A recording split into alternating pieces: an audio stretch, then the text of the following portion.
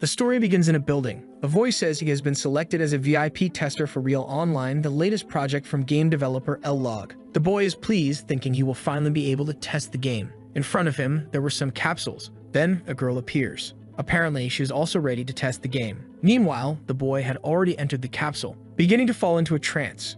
The girl did the same. Moments later, our boy wakes up. Looking at his body, he realizes he's wearing armor that looks very real. Even so, it's just a game. Meanwhile, a soldier aims with his bow and arrow, firing it at the protagonist. The arrow grazes him, but it was enough for him to feel a pain he finds unbearable. The next scene shows some numbers. A man says that test 33 was completed in 6 minutes and 1 second of gameplay. The other man then asks what the user's synchronization rate was. The answer is 100%, with all functions normal. It is mentioned that the last subject must be experiencing near-fatal levels of pain. The man says there's no time for excuses, and that they must give a small taste of the hell that is this reality-simulating game. Our hero got stuck in a never-ending cycle, unable to die that had only just begun. Time passes, and the scene shifts to a school, with students happy about the start of winter break. A boy, meanwhile, watches the excited people. He wonders why there's so much excitement. Even so, he's sure that what awaits him is the trap of the academy instead of school the next day. Moreover, since he'll take the exam next year, the past questions from school will be harder. He thinks his life in that world has barely begun, and it's already boring. Then his phone rings. The person on the phone identifies himself as a delivery man, asking if the boy is home. He replies that he can leave the package at the door, but the man insists that it must be received in person. Our hero wonders what he received, saying he was already on his way home. In the next scene, he meets the delivery man. Looking at the box in his hand, he is surprised because it had finally arrived. The delivery man notices the boy and asks if he can see his student ID, but the protagonist just takes the package and leaves, leaving the man there alone. He thinks the boy is in high school, mentioning that they always go crazy when they receive a package with that game company's logo. In the next scene, the boy is already at home. Wasting no time, he goes to his room. He begins to open the box. He is surprised by the contents. Apparently, there is a virtual reality headset, along with other equipment. Next to them, there is also an instruction manual, showing exactly where each piece fits. Soon after, the protagonist had already put the equipment on his body, including the headset. Then he presses a button. A voice asks him not to move. Next, the boy opens his eyes, but his room remains the same. That voice congratulates him for becoming the true VIP online tester. And at the same moment, a girl appears. Surprised, he asks who she is. The girl then says that if he's surprised just by this in VR, he will be disappointed, calling our hero a member. She snaps her fingers and several lights begin to appear. In a matter of seconds, they were already in another place. They transported to a beach. The boy was so surprised he could barely speak. Then she introduces the protagonist to the game called Alon Korea, handing him an invitation. Our hero takes the paper, begins to open it, and a map appears out of nowhere. That was enough to leave him amazed by everything he was seeing. He wonders if it's really true. The scene shifts to another place with the boy saying that he became a tester for an amazing game from a company through a major competition. Hearing this, his father asks if he planned to be a tester or a tennis player and how many days he would have to dedicate to that. The boy replies that it would be 15 days and 14 nights coinciding with winter break. Also, he would be paid by the hour, but his father doesn't allow it. His son tries to find a justification, but his father has already decided. He asks where his achievements are, even though he's a third-year high school student who went to the mental field of the Navy, and asks if, by chance, he's going crazy. He asks how many times he has already told him to study. Hearing this, Lee gets irritated. He says that since he can't go, then he won't go. As he starts to leave, his father comments that he hasn't finished eating and asks where he's going. His mother, irritated, gets involved in the conversation, asking them to stop since Lee had already said he wouldn't go. Meanwhile, the protagonist goes to his room. His mother just watches. Lee, frustrated, thinks he can't believe he has to waste such a unique opportunity. And with a smile on his face, he thinks that obviously he won't do that. He states that he definitely has a plan. Thus, time passes again. The protagonist, leaving home, says he's going to the academy. Then he grabs his phone. Moments later, he's already on a subway. Lee calls his teacher, saying that his family will take a 15-day trip. The teacher asks where they would go, and Lee replies that it will be Canada. But the teacher finds it strange that his family would go to a cold place in that winter. Then the boy ends the call. He thinks the academy issue is already resolved. He also needs to prepare for the day his parents call the institution. But that's a problem for later, because something much more important awaits. In the next scene, the protagonist is already entering a building. He stands in front of the desired location. He thinks this will save him from his boring daily routine. Then, a man appears at the location, apparently asking the protagonist to leave. But then he shows his bracelet and the man recognizes it as the Virtual Kingdom invitation. Soon after, the boy places the bracelet into a kind of scanner, gaining permission to enter the place. Lee, surprised, begins to observe the people present. There were some rather unusual figures, but even so, it's pretty amazing. The boy looks ahead, confused by what he saw, but at that very moment, it disappears. Lee, curious, wonders what that was he just saw, and at the same moment, the long-haired guy reappears in front of him, smiling when he sees the protagonist. The boy then dodges the armored man. He wonders what that thing was, which then starts to chase our hero, launching an attack at the protagonist. Our hero asks him to stop, but it's not enough as the armored man continues attacking. But soon after, the girl from before appears, ordering that thing to stop, which surprisingly obeys her command. The girl says that it is a low-level enemy, concluding that there's no need to be afraid. Right after, she charges toward the monster, landing a few attacks on it. In a matter of seconds, the monster begins to disappear. Seeing this, the protagonist is surprised. He asks if the girl is by any chance the operator. Hearing this, she smiles and just nods. Lee is confused about the voice he had been hearing. The girl asks what's wrong with her voice. At that very moment, that woman begins to transform into a man, apologizing for what happened, mentioning that he should stop playing around since the boy's reactions have been quite dull since entering that place. Meanwhile, the people around laugh at the protagonist, who thinks that guy is humiliating him. But even so, it's still quite amazing. Then the man introduces himself as Hyung-Guy, general manager of the test, but says his introduction was late because the boy had arrived late. Hearing that, the boy apologizes, thinking that he definitely wasn't late, and being removed as a tester for being late would be the worst-case scenario. Hyung-Guy says there's no need to apologize, asking if they should proceed with the scheduled demonstrations. Upon hearing this, Lee feels relieved that he won't be fired due to his delay. Heading to the location, Hyung-Guy says that due to time constraints, he thinks they should take the office tour and consider the demonstrations later. He asks if that's alright, and Lee replies yes, saying the delay was his fault, and the manager says they should go straight to the testing room. Moments later, the two had already entered an elevator, and a man watching through a screen says he's sure he only trusted the client, asking them to go see that right away. Then, he ends the call. The old man says that at least the product to be sold at a high price should be properly prepared. Soon after, he picks up his controller, begins analyzing the protagonist on the screen. Thus, the scene returns to our hero, who was very surprised by all the things he was seeing. The other man begins to analyze some panel. After that, they go through a door. That other old man says this is just business. The scene returns again to the protagonist, who is entering through a door. Seeing what was in front of him, he is surprised, because it is totally different from the usual. He asks what that is, but Hyung-Guy says he must see something first, gesturing toward another area, asking him to wait in the main room after putting on that thing, as he will come by later to check the final equipment. Seeing the equipment, the boy seems surprised. After that, Lee takes off his clothes. He begins to put on the equipment. He says it's really cool. Then he heads toward the door. At that very moment, a light begins to appear. He wonders what that is. Immediately, a girl appears. Not only that, but she's wearing the same outfit he is. She starts observing the protagonist, who is amazed by her beauty. He asks if it's like last time with his virtual reality glasses. Hearing this, the girl looks confused. Lee tells manager Ryung that this version of the operator is better than the last, especially the eyes. And the girl, still confused, asks what he's talking about. Lee moves even closer to the girl, asking how that shampoo fragrance was created. It turns out that it's not Ryung, who explains it's probably because the girl just washed her hair. Realizing what had happened, the protagonist is shocked. The girl, irritated, asks if he heard that, telling him to wipe that look off his face, or if he wants her to cut off his happy nose. Hearing that, our hero apologizes, saying he didn't mean it. Right after, he ends up bumping into one of the machines, falling into one of them. The system then starts verifying the user. Lee, desperate, doesn't know what to do. Meanwhile, the other girl starts talking to Ryung, asking what was up with that idiot. And Ryung says that due to a server problem, they had no choice but to merge the online and simulation servers. The girl asks if that guy isn't a civilian user, and if so, whether they've gone crazy. Hearing this, the protagonist asks why she keeps calling him a bastard. The girl goes on, saying that if the higher-ups find out he brought a civilian into simulator training, something bad will happen. Ryung apologizes again, explaining that because of the last accident, if they didn't merge real online with the simulator, it wouldn't work.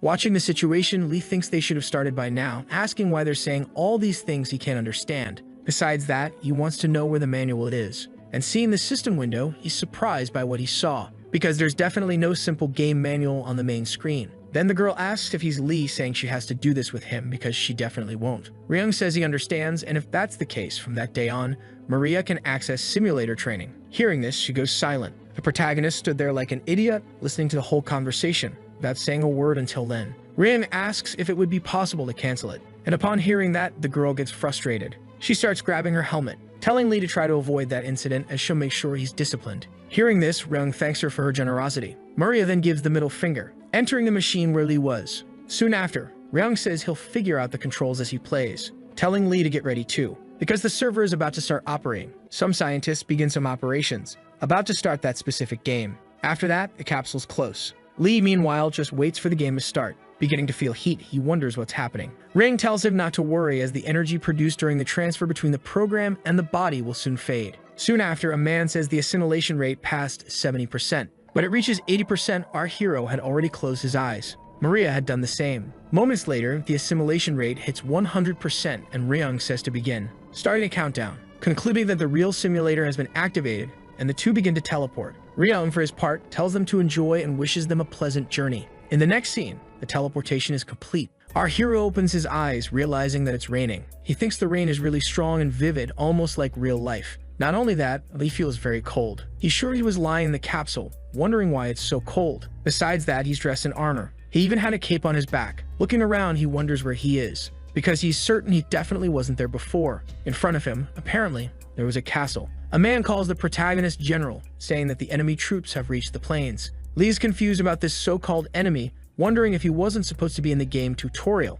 Another old man appears at the scene, also calling Lee General, saying that waiting aimlessly will cause unrest among his soldiers, asking him to hurry and give his orders right away. But Lee still didn't understand anything about what was going on. He thinks the level of that armor isn't normal, concluding that it's probably for a commander-type character. He asks if they didn't say it was the plains, but around the castle, there's only sea. Then the man says that even God would wish it were just black seawater. Lee is surprised, asking if that really isn't the sea, and if it's not, he wants to know what the hell that is. Looking closer, he realizes what it truly is, because in fact, it's an immense number of soldiers, dressed in their black armor. Not only that, but they were equipped with various kinds of weaponry. Lee asks if that number of soldiers really makes any sense. Hearing this, Gallenberg gets irritated, saying the general shouldn't be overwhelmed and even if it's difficult, should hurry and give orders to lead them. Hearing that, Lee is surprised. Saying he's already dying of anxiety, he asks why Gallenberg is yelling like an NPC. And looking around, he says there should be a console box nearby, wondering where the system window is. Meanwhile,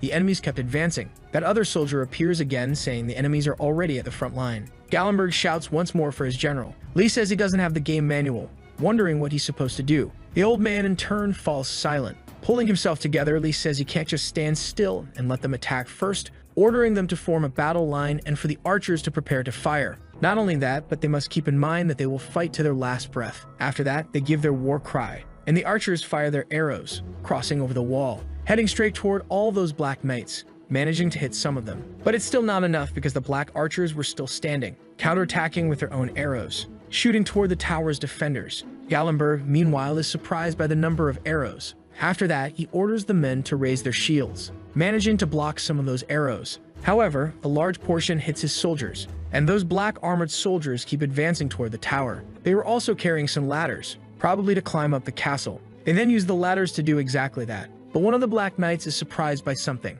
because the other soldiers begin throwing rocks at him. Hitting him squarely, he begins to fall. As a result, he ends up crashing into some of his own comrades. The other old man, taking command, orders them to stop the knights and not let them climb up. The soldiers keep throwing rocks to destroy the ladders, but even so, the black knights persist in the climb. In the next scene, one of the enemies unfortunately reaches the top of the tower, defeating one of the soldiers. Lee, seeing all of this, wonders if this is really just a game. Looking at his body, Lee says that if this isn't real, it's something strangely close to it, questioning if he's in reality or not. Then a black knight aims with his bow and arrow. After that, he fires his arrow. Lee thinks he's in a world inside the game. At that very moment, the arrow grazes him. Seeing the wound, he panics. He says that if it's just a game, why does it hurt so much? He thinks he can't even tell if that intense pain is actually fake. The old man, irritated, orders them to protect the general immediately. Several soldiers take up defensive positions to protect the protagonist. Then several more arrows come again, heading toward Lee. He is desperate at the sheer number. However, the other soldiers manage to defend our hero, and many soldiers were there just to protect him. Lee was completely overwhelmed, wondering what kind of situation this was, thinking this must be a game bug. Not only that, but he can't even find the control window. He assumes he really is trapped in a place like that. A woman appears, asking what Lee is doing and informing that the enemy archers have stopped firing, orders everyone to return to formation. The soldiers then begin to obey. Lee remains on the ground, desperate. The other old man appears, asking how long he plans to stay like that and why he's not giving orders. However, Lee is totally confused about all of this. Lee remembers the ESC key on a computer. He orders to be let out of that place, saying he doesn't want to spend another minute in that kind of game. Hearing this, Gallenberg is surprised. He asks what the hell Lee is talking about. The scene then shifts back to the Black Knights. and a man among them says it's quite boring. He becomes thoughtful about something. Then he says the protagonist's name. After that, the man climbs down from his position, heading toward the castle where Lee was. With just a swing of his axe, he defeats countless soldiers, and he keeps going like that, taking down multiple soldiers at once. The old man beside the protagonist is stunned as he watches the scene,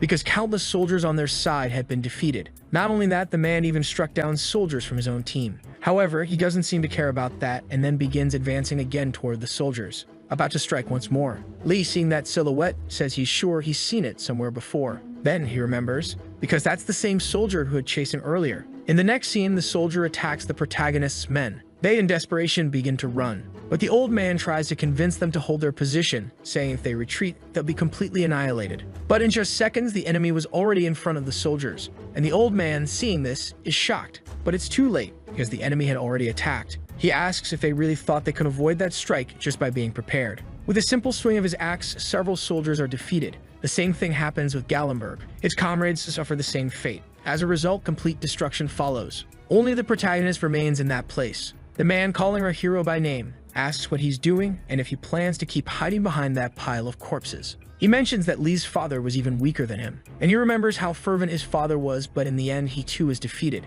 After saying that, the man draws his sword, and advancing toward Lee, he says this is all quite unpleasant. Lee is completely terrified, wondering if he's really going to die, and if, by any chance, this is how it ends. He thinks that if it does happen, maybe he'll finally be able to end the game. Then the man asks why he doesn't pick up his sword and get up. Hearing this, Lee is confused. He thinks he hasn't been killed yet. Then he looks to the side. He notices a long sword in front of him. The man says that attacking a child who isn't even holding a weapon is disgraceful for him, saying that at the very least Lee should die as someone who inherited his father's blood. Hearing this, Lee remains silent. He wonders what's wrong with this man, asks who he really is. Then the boy grabs the sword. He asks what the man knows about his father to say things like that. He declares that if this man is the villain in the game, he only needs to kill him. Then he raises the sword. In the middle of that moment, Lee wonders what this feeling is, assuming it's an unbearable explosion of rage. He supposes that's why he doesn't feel any fear now. Besides, the person in front of him destroyed his camp with just a few attacks. He says the man is truly a monster, and then the man responds that that's how it should be,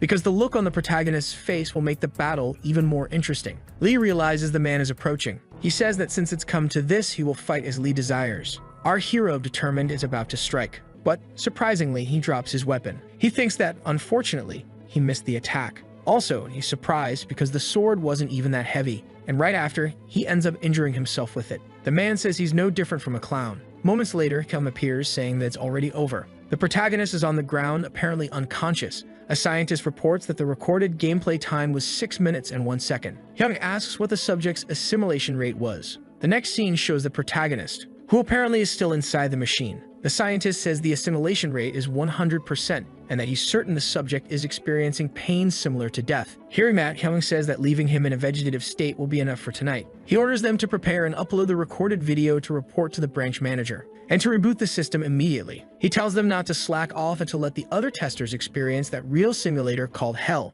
The next scene shifts to Lee's home, with his mother saying that his favorite dish is soybean paste stew. She asks if he's going to the academy without tasting it. His father, seeing Lee, says he's out of his mind and asks if he spent the whole night gaming again. Observing the situation, the boy is surprised, thinking he really returned to reality. Not only that, he also sees that chair where he always sits to eat. He also smells his mother's cooking, a smell he had missed very much. He concludes that this is the food he truly loves, which means he really has returned to his daily life. But then a drop falls into the soup Lee was eating. Rain begins to appear in the house. His father and mother are surprised, realizing that water is leaking from the floor above. Lee can't believe what's happening. At that moment, the ceiling of the house disappears. Lee, in despair, says this isn't right, wondering if it's an illusion, or perhaps a dream. Once again, he appears on the battlefield dressed in his armor. Lee thinks this has happened again. He was dragged into this hellish reality once more. Falling to the ground, the boy is frustrated, saying this can't be happening because he can't take it anymore. More arrows are fired in that place. One of the soldiers tries to warn the protagonist.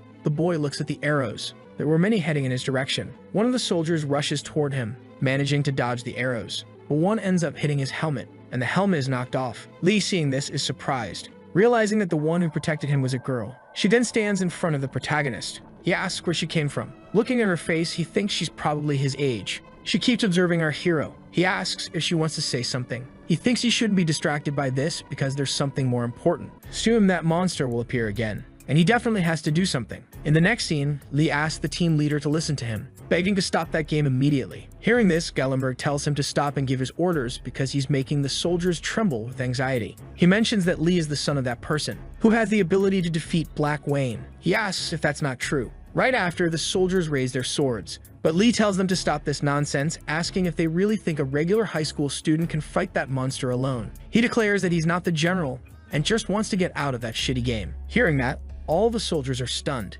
That girl from earlier appears again, approaching our hero. She asks if that situation seems like a game to him, because it is definitely reality. To survive, they need to fight. And at that very moment, the enemy general appears. Lee is shocked by what he's seeing, and the man with a smile on his face approaches, and once again defeats the soldiers. Time passes, and the scene shifts to a man eating something. He says it's only a matter of time until they return to New York, and it's all thanks to Hyung, the team leader. Hearing that, Hyung says he's grateful, and the man comments there's just one thing left to handle, specifically Maria, that bold noble. Hearing this, Hyung agrees and says they're currently waiting for her to fall asleep. The scene shows the specific girl who remains inside the machine, and the protagonist is also still inside. Hyung says the simulator will end once Lipper finds the motivation. The man asks what will happen if Maria wakes up and whether it's impossible to run both at the same time. Hyung says that if the simulator malfunctions, it would be possible, but even so, they shouldn't let that small possibility ruin their ending. Hearing this, the old man asks what small possibility he's referring to, and whether by chance it's like that high school student, referring to the possibility of him defeating Black Yoon. Then Hyung says he understands, and at that moment, the protagonist calls out to him. He asks if Hyung can see him because he's aware he's being monitored. He says that if they can't remove him from that game now, they should at least boost his sword skills or basic stats. The other old man, meanwhile, just observes the situation. Hyun then mentions that possibility the branch manager was worried about, stating that it's basically zero. At that very moment, Lee is defeated again, taking a direct hit. As a result, he's easily overwhelmed. The scene shifts to Hyun, saying that the branch manager already knew this, because the kind of immortality Black Yoon possesses is different. And even if his DNA sequence were broken down, the fact that he exists as a catastrophe won't change. The old man says that's true, concludes it was an unnecessary concern, and suggests they finish the meal. The scene returns to the protagonist, who wonders how many times he's already gone through this, because he's faced death countless times, and this one specifically was him. He thinks that in the beginning, he was overwhelmed by fear and ended up vomiting. He always cried out for help, but no one came to help him. The boy begged for his life and was completely desperate. He ended up doing ugly things, something so cowardly and foolish. Constantly, he tried to escape that place, but despite everything, nothing happened. He couldn't defeat that damn man even once. He lost count of how many times he had already died, and still he kept dying. A flashback appears with the girl saying that to survive, they would have to fight. However, the protagonist thinks she shouldn't be saying that, because in his reality, playing meant going to the computer lab with his friends after class, and having dinner at the table with his family wasn't like this either. All of this had happened because of that damn man. Remembering all those memories, the protagonist becomes angry, charging at that man, striking him with an attack. But still, it has no effect. The boy then gets hit, falling easily to the ground. The man says that before, when he spoke of his father, Lee used to be more impulsive. Getting up, Lee says that if he used to be that way, now he understands something. He asks the man to pay attention to his words because he will no longer be afraid of him. No matter how many times he's attacked, he simply won't avoid it. After dying so many times, he's sure he'll be able to kill him. He thinks it's the only thing he has left. Then the man attacks the protagonist, but he simply misses.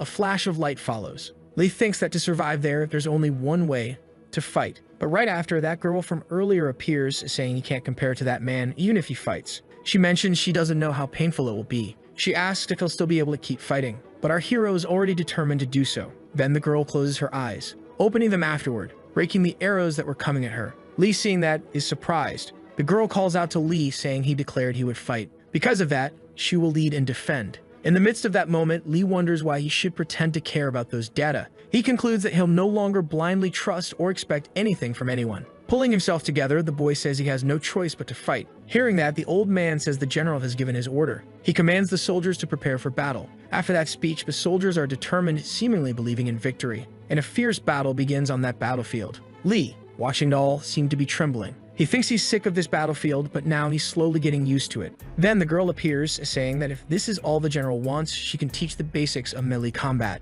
Raising her sword, the girl begins her first lesson. Then she swings her sword, taking out several soldiers at once. She is apparently very skilled, continuing to advance across that battlefield, extremely focused on defeating her opponents. Lee, meanwhile, just watches in silence, because the girl was effortlessly defeating an immense number of soldiers. She says that even if he's at his limit, he must swing his sword to the end. In that moment, Lee thinks the girl is really strong. The old man says the real fight begins now and orders him to fight with his life on the line. The soldiers, determined, raise their swords, beginning to advance toward the Black Knights.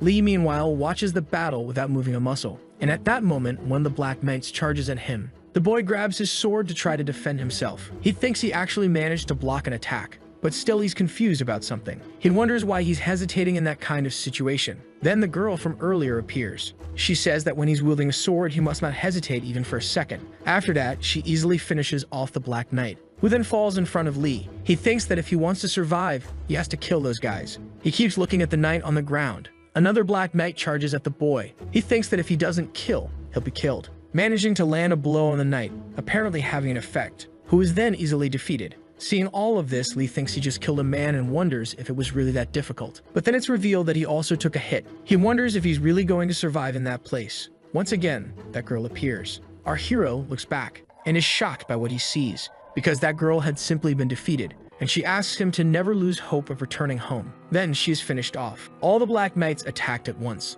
The protagonist could do absolutely nothing. He thought those NPCs were just assassination puppets created by Hyung, wondering if they even knew what homes were, because they didn't even have a reason to fight there. He asked her not to act like she knew everything, but the girl, after that, started to observe the protagonist. He was confused by that fixed gaze. She, in turn, tried to say something, but in the next moment, she ended up being killed, and Lee couldn't hear what she wanted to say. He wondered what she really wanted to say. Then the boy raised his sword. He thought he had no choice but to fight. As the girl said, as long as he could still fight, he would remain standing, swinging his sword non-stop. Now, the only thing he needed to do was kill one person, even if it was just a single strike. Only then would he get closer and closer to returning home. In the middle of that situation, our hero ended up surrounded, and all those soldiers attacked him at once. As a consequence, a new simulation began, and the battlefield went back in time. The protagonist kept repeating that battle cycle countless times, continuing to defeat numerous soldiers. However, in that timeline, it was different because he managed to kill 3 people, feeling glad because he really managed to kill them.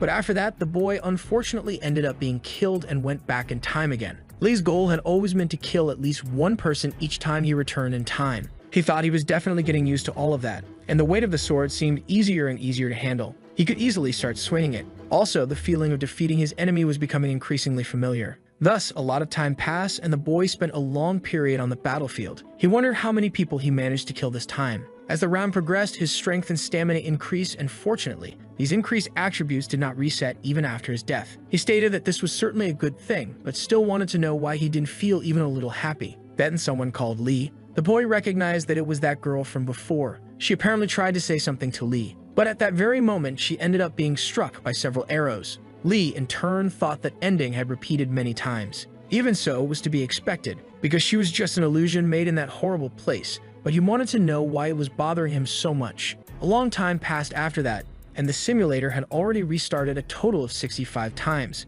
An immense number of people were already dead on the battlefield, and our hero kept defeating many of them, counting each person he managed to take down. He thought that during all that time, he used to consider himself lucky for being able to kill some of them using his sword skill. Then a massive number of black soldiers advanced toward him. The boy, in turn, noticed this. Right after, he grabbed his cloak, putting it over himself, apparently managing to defend himself from those arrows, absorbing all the impact. The protagonist, after that, smiled, preparing to go after the other soldiers, thinking that little by little he was getting better, delivering multiple strikes to those other soldiers. Another knight tried to land a blow on him, but Lee dodged it easily, counterattacking with a spear, managing to immobilize the enemy. But even so, there was another knight behind him, about to attack our hero. However, he had foreseen this as well, managing to finish off the opponent with his sword. One more knight appeared from above, attacking Lee from behind. The boy successfully defeated him with his sword. In the middle of that situation, the protagonist was already getting tired, starting to approach one of the soldiers who was on the ground. Holding his sword, he was about to finish him off, thinking that he was sure he was getting stronger and stronger. Besides that, there was something else,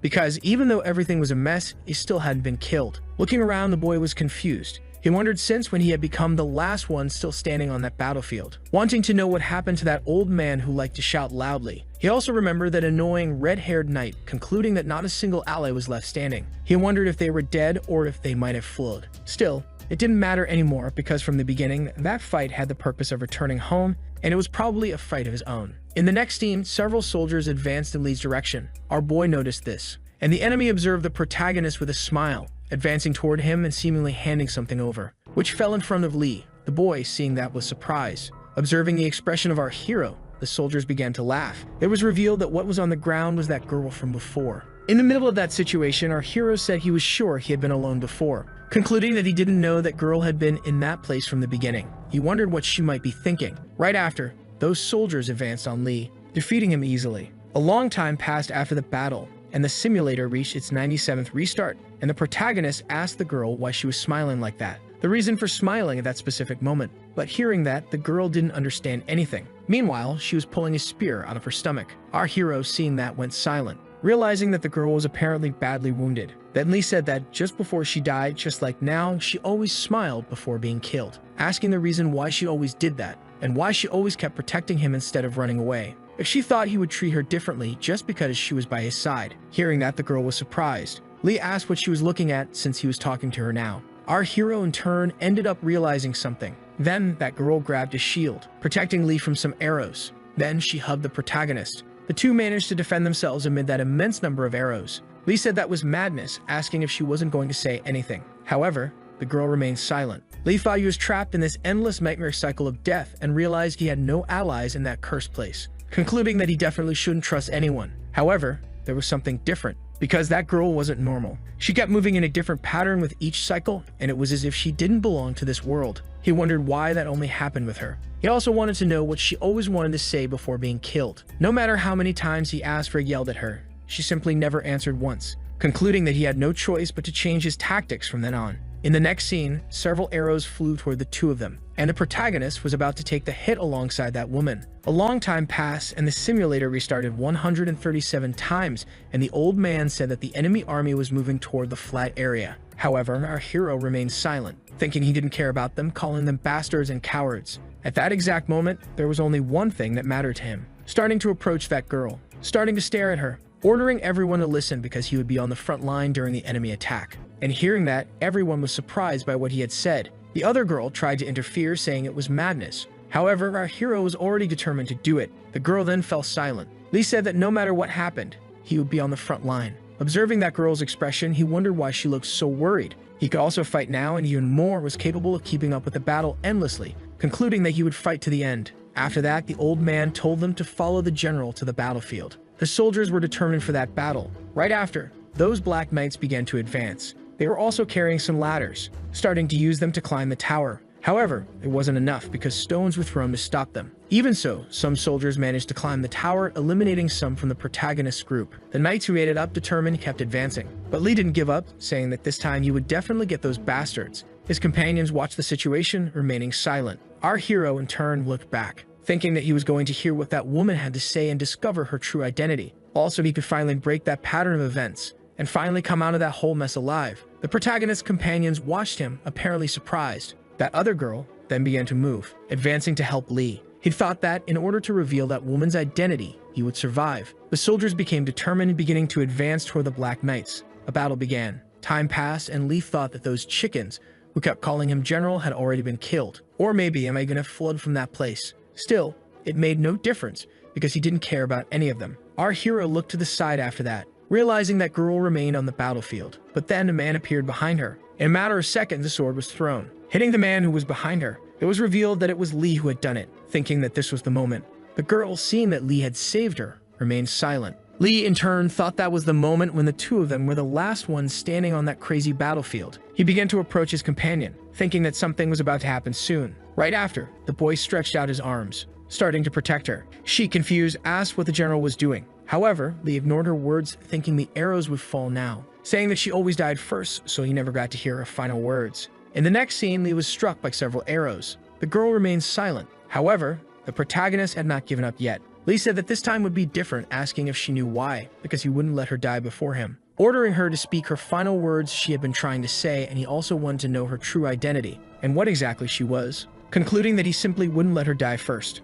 The girl was surprised, asking what the general was doing. Those arrows then finally struck them. The protagonist was hit by all of them. The girl kept watching our hero taking the entire barrage of arrows. He continued to order the girl to speak already, asking what were the last words she was trying to say, and beyond that, he wanted to know her true identity. However, she still remained silent. After that, she stood up, grabbing the protagonist by the collar of his shirt, Then she hugged him. Lee, confused, asked what she was doing. She then turned to the other side, where she ended up taking all those arrows in the boy's place. After that, she collapsed. Lee kept holding her, asking what she was trying to do. The woman was about to say something. Lee, meanwhile, thought that once again he failed to hear her final words. However, he could guess what she had been trying to say, because she just wanted to protect him, asking if that was really true even when she always ended up like that, asking why she was always trying to protect him that way, concluding that still he didn't even know her name, thinking that he had kept denying and denying it over and over again. But before he realized it, maybe he had allowed that woman to become his ally unconsciously. Then that old man appeared, saying that the enemy legions had reached the plains.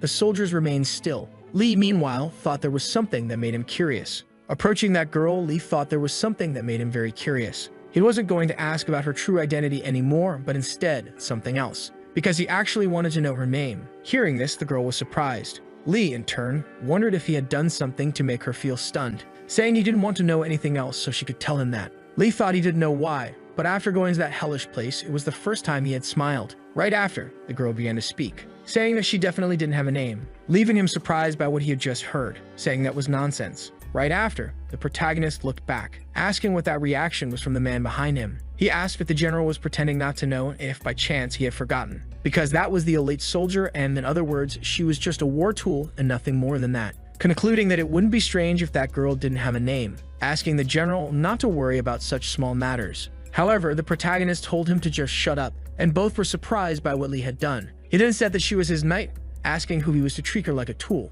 thinking that even when everyone else betrayed him, she still remained by his side until the end, even if she was just a bunch of data programmed to do so. However, that expression he was seeing was different. Looking at the girl, the boy said she was different and wasn't like the rest of those bastards, asking why she was like that. Hearing this, the girl remained silent. Then she said she wasn't that different, stating that she was just one of the general's soldiers, the same as all the others. Hearing that, he smiled, thinking that she gave that answer again, but it was exactly what he expected. Then that old man said that the enemy legions were advancing toward the plains. Our hero, in the middle of that situation, thought that it didn't matter, because from that moment on he had to face those endless deaths again. That battle happened once more, which probably would happen countless times. In the middle of the battle, he wondered what that was, because his heart was beginning to race. He wondered if it was because of fear, but in truth, it felt different this time, concluding that it might be nervousness, because that energy was stirring deeply inside him and felt like it was about to explode. He supposed it could be the rage he had accumulated through all these reincarnations. Still,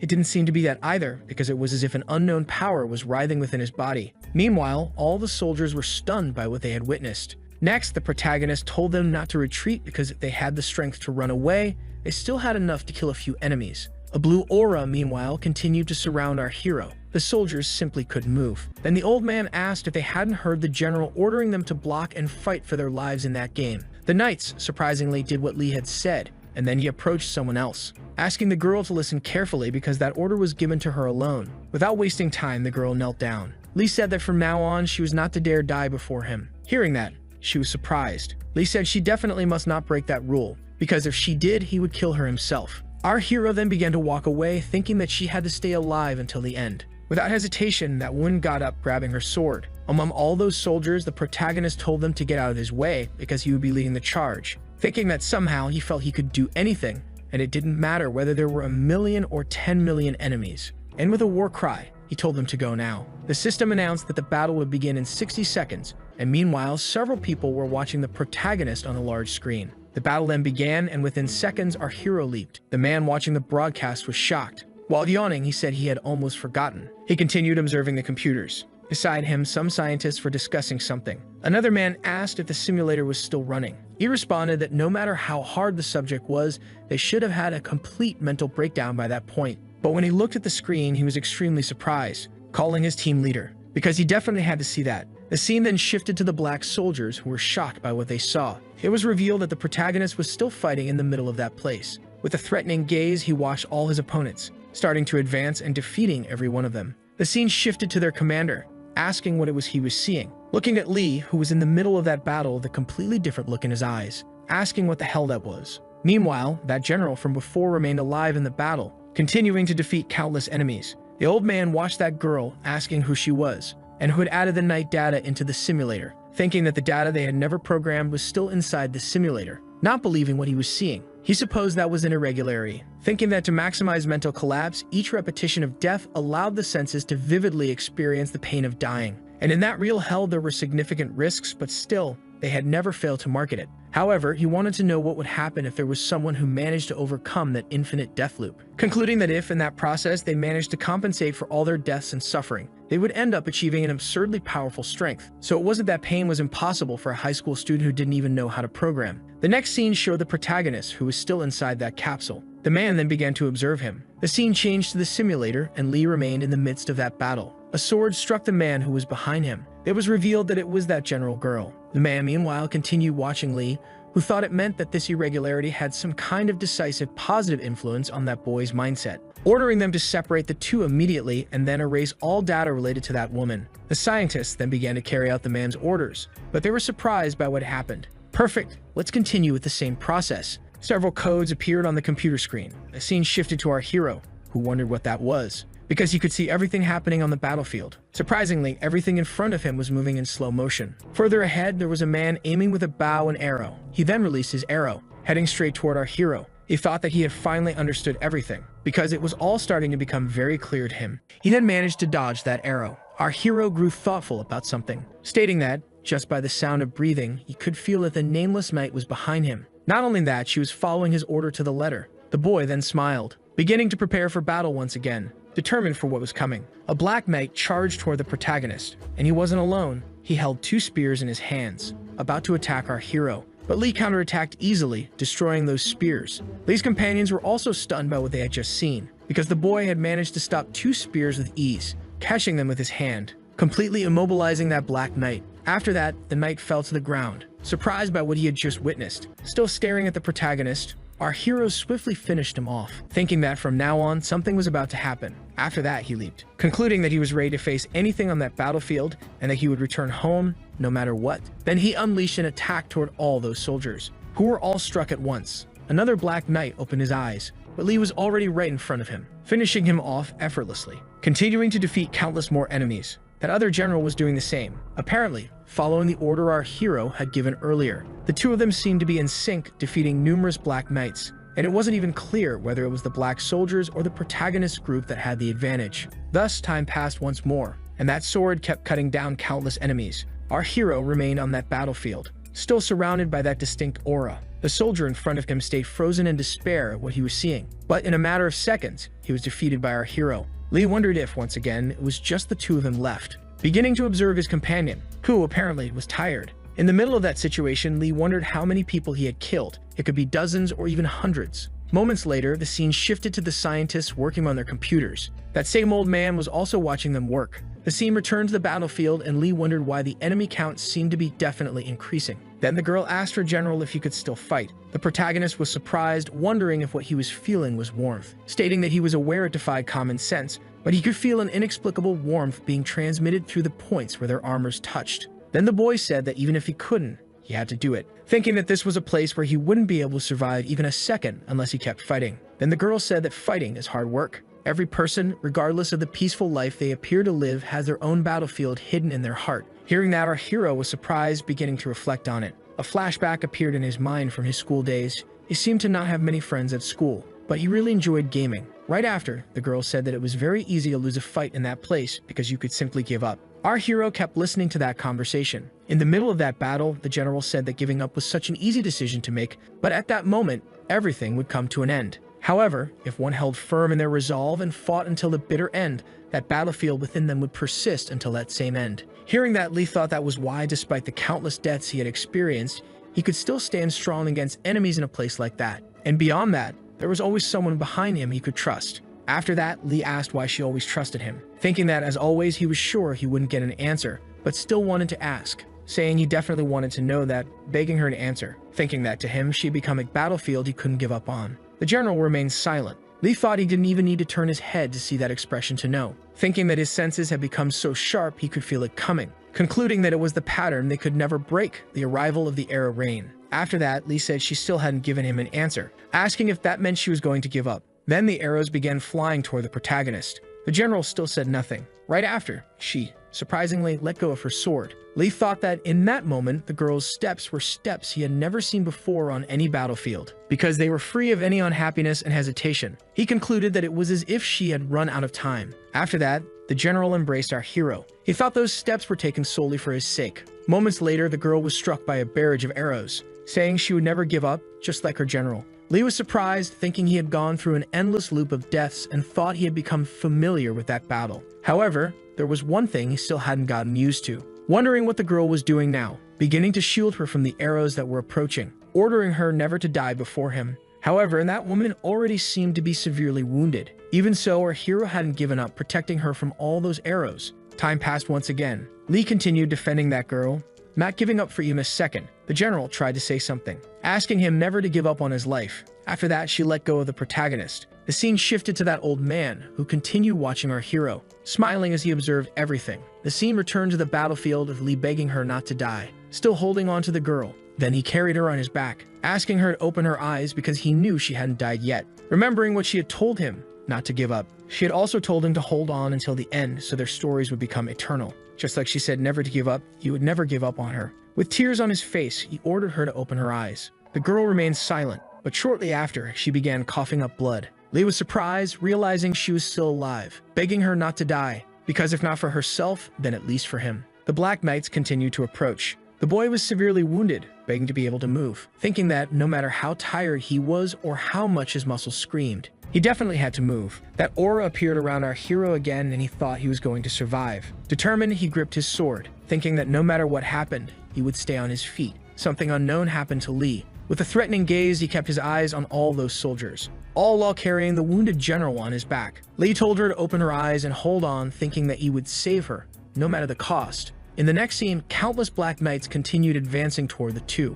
ready for any battle, with massive smiles on their faces, because the protagonist along with that woman was already heavily injured. The scene shifted to that same old man who continued to watch them. Lee, while carrying the general, realized how badly wounded she was. Thinking that there was no time to hesitate and to survive, he needed to hurry and move fast. However, there wasn't a single drop of strength left in his body. The soldiers continued advancing toward the boy. He kept trying to move, even though he was completely exhausted and his muscles weren't functioning. But at the same time, his body felt excruciating pain. Along with that, though, came an indescribable power that was being born inside him, and apparently, he managed to stand up. Without wasting time, he began swinging his sword, defeating countless soldiers all at once, running across that battlefield like a beast, determined to survive. The old man continued watching his computer, wondering what that power was. The scientists said it was difficult to identify the cause, wondering what was going on. The computer system reported that the player's combat level had exceeded the allowed limits. He kept defeating a massive number of enemies with every step he took, all while carrying that general on his back. The Black Knights were terrified by our hero's power, who, despite everything, remained injured. Then, surprisingly, the general began to speak, saying that before it was too late, there was something she had to do, asking if he would at least give her a name. Hearing that, Lee was surprised, saying he would give her a name later. However, the general shook her head, saying that if he gave her a name now, she would never forget it. Our hero fell silent. Then he looked at the sun, saying that her name would be Sepia. From now on, that would be her true name. Hearing this, the general smiled, saying that it was a good name, because it reminded her of the sunset in her hometown. Right after it, the girl seemed to lose consciousness. The protagonist grew furious and then let out a scream, thinking that he would never give up on her. The soldiers were stunned, realizing that the aura had disappeared, beginning to rush all at once toward our hero. He then received several attacks at once. The scene shifted to those scientists and a system alert appeared, concluding that simulation number 138 had come to an end. That old man continued watching through the computer, thinking that somehow the boy had managed to kill him that time. But he hadn't expected the boy's growth to be so explosive. Next, the scientists called out to the old man, who asked what happened this time. They said they had found a way to separate that girl from the protagonist. The scene shifted to Lee, who thought he had managed to save that woman, but he had finally been able to use that strange burst of energy. However, it wasn't enough to break through the enemy's line. After that, simulation number 139 began. That same old man said the enemy legions were advancing. Lee, determined, thought that he would definitely save her. Lee then opened his eyes, calling out for Sepia. Hearing that, the soldiers didn't understand what was going on. The protagonist kept calling for Sepia, thinking she had said she would never forget that name. The knights remained still, but soon after they seemed to grow hesitant. Still, Lee didn't care about that, continuing to search for the girl. In front of him, there was a sword on the ground. Our hero remained motionless, yet he didn't give up, still searching for her, only leaving his companions more and more hesitant. The other man asked the general who he was looking for. In the middle of that situation, the man thought it was embarrassing to call the protagonist a general, because he was someone who had taken on the mantle of a much greater predecessor, basically an empty shell, a cowardly piece of trash who frequently ran away. That was the Lee he had known. But even so, he no longer understood what was happening with the boy standing before him, because he was radiating an authority only a true general could possess. Right after, the protagonist asked again where Scipia was. The general said only God would know who that person he was looking for was. Our hero grabbed the man by the collar of his shirt, leaving the soldiers even more hesitant. After that, they drew their swords, pointing all of them at Lee. He said he was well aware they preferred following that old man rather than him. He also knew that old man considered him a dumb and cowardly mutt. Even so, he still wouldn't accept it. Still holding that old man by the collar, the old man apparently was struggling. Meanwhile, the other man was surprised, thinking that, including the armor, Lee had to weigh over 100 kilograms, and even so, he had lifted him so effortlessly. On top of that, that man was the captain of the knights and a member of the order who could manipulate a portion of Terra. Then the protagonist said it didn't matter what they thought of him because there was only one thing he wanted to know. Asking once more where was Scipia. The red-haired man thought Lee had really gone mad, wondering who the hell that person was he kept mentioning, saying he didn't know what he was talking about, but first he needed to release the captain, pointing his sword at the protagonist. Lee then smiled, staring at the man. Surprised, the knight wondered what was going on with that insanely intense bloodlust. Then Lee let go of the old man. At the same instant, he charged forward, specifically toward the red-haired man, grabbing him by the neck, saying it was actually he who should answer that question. The old man was stunned, thinking it was impossible for Lee to move like that. At that moment, Lee kicked the old man in the face, sending him flying. The soldiers, seeing that, remained silent. The old man began to fall to the ground. Lee said that the Scipia he was looking for was not a civilian, because she was someone that trash like him couldn't even compare to, thinking that his only companion in that endless battlefield was her, and he was talking about the owner of that longsword. Then the old man began to look at the sword, asking if he was referring to number 232. Hearing that, the protagonist remained silent. That blue aura began to envelop his eye. The old man just watched in silence, thinking about that shadow that was drawing closer to him at that exact moment, wondering if he really was the direct descendant of the coward he used to know, because that presence resembled the supreme commander of the empire. The protagonist extended his hand, saying her name was Scipia, not number 232, and asking where she was at that exact moment. The man replied that he only knew she was in the infirmary. Hearing that, Lee was surprised, wondering why she was in that place, ordering the old man to take him there immediately, and so time passed once more. Our hero began to approach a door. After that, he opened it, starting to call out for the girl. However, when he looked inside that place, there were only wounded soldiers, and there was no one named Scipia. But soon after, the boy noticed a woman lying in a bed. He was surprised by what he saw. Without wasting time, he started approaching the girl. Then he stood in front of her. Confused, he wondered what was happening. The girl appeared to be unconscious. The other nurse asked what the general was doing and what had happened to that person. The nurse apologized, saying she couldn't find the cause either, concluding that the girl had been there for 10 days in that same state for quite a while. Our hero was shocked by what he heard, thinking that just a moment ago they had been fighting together, and now she had been lying there for 10 days. After that, he smiled, thinking that this was the kind of place where Hyun might pull tricks like that, saying that one day she would wake up. However, the nurse said that giving a definitive answer was very unlikely, and asked the boy to lower his voice while in that place. Our hero grew thoughtful, wondering if he would ever see her open her eyes again. The nurse continued to observe Lee. So to the other medical staff, the soldiers outside were also confused. Then the nurse said he might be able to see the girl again. Lee looked back. The nurse said that if he were the Virgin Mary, he would be able to do that, because only she could treat any kind of illness. And if he could take that woman to the Virgin Mary, she was certain she could be saved. Hearing that, Lee was confused about everything, asking what he should do to find her. Time passed again, and the Black Knights were already placing their ladders on the tower, starting to climb that place. The battle began immediately. The scene shifted to that nurse who said there was only one way to find the Virgin Mary, and that was simply by winning that battle. In the midst of that situation, the protagonist thought that now he definitely had a reason to keep fighting. Outside, the Black Knights kept advancing, heading straight toward the protagonist who said he wouldn't give up until he won, thinking that to return home and to save Scipia, nothing else mattered, unleashing a barrage of attacks on those soldiers, who were easily defeated. The boy said he would fight until the end, but Black Knights continued to charge. Still, he was already determined to defeat those enemies,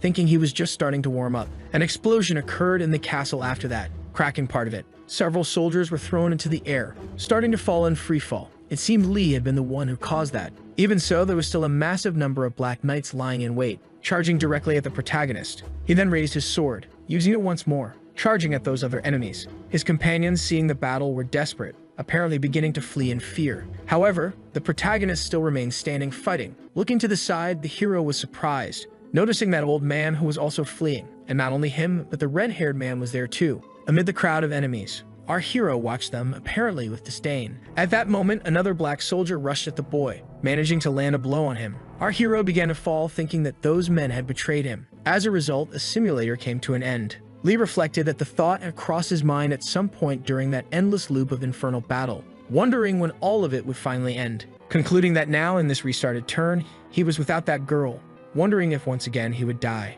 Concluding it would happen countless times, him losing pointlessly, again and again. In the end, amid all that destruction, nothing remained. Without Scipia, he would have to fight alone from that moment on, and there was no reason to even consider receiving help from those men. Still, he wanted to know why those men kept fleeing, especially in a no-win battle like that. After that, simulation number 140 began, and that same old man announced that the enemy legions were advancing. Our hero looked up thoughtful, wondering if reinforcements had arrived, but the old man didn't understand, asking what he meant. Lee, in turn, asked why he was so surprised. He was simply asking whether reinforcements had arrived. The red-haired man watched the protagonist, astonished. The old man still didn't understand anything about those supposed reinforcements. Lee thought that it was expected, saying it seemed there were reinforcements available that even he wasn't aware of. Even a considerable force of reinforcements. He thought he didn't need to ask anymore. However, he wanted to know why they had hidden that information from him. Right after, our hero smiled, saying that this was the old man's plan all along. The red-haired one asked what Lee meant. Our hero said he had used the archers just to buy time, thinking it was only a strategy to push Lee to his limits, apparently waiting for something from him. But in truth, they only wanted to send him off as a sacrifice while they waited for more reinforcements, because what they really needed was just a clown dressed as a general. The scene returned to the present, with Lee saying there was no explanation for all the things they had done, thinking that from the very beginning, he was surrounded by people desperate to offer up their necks to that giant man from before. Hearing this, the old man was surprised, trying to come up with an excuse. Looking at the soldiers, Lee asked if the old man's name was Gallenberg and the red-haired one Joseph. Hearing his name, Joseph was taken aback. Lee in turn said that whatever their reasons or beliefs were, they could stop acting like hypocrites. After that, Joseph grew irritated, saying it had been an unavoidable decision, and besides that, he had no other choice. The protagonist was surprised, saying that's exactly why they had done what they did, because they believed there was no other option. All of it, except for one person, because he definitely knew who it was. And if he were in their place, he might not have been that different either, saying it was a good strategy.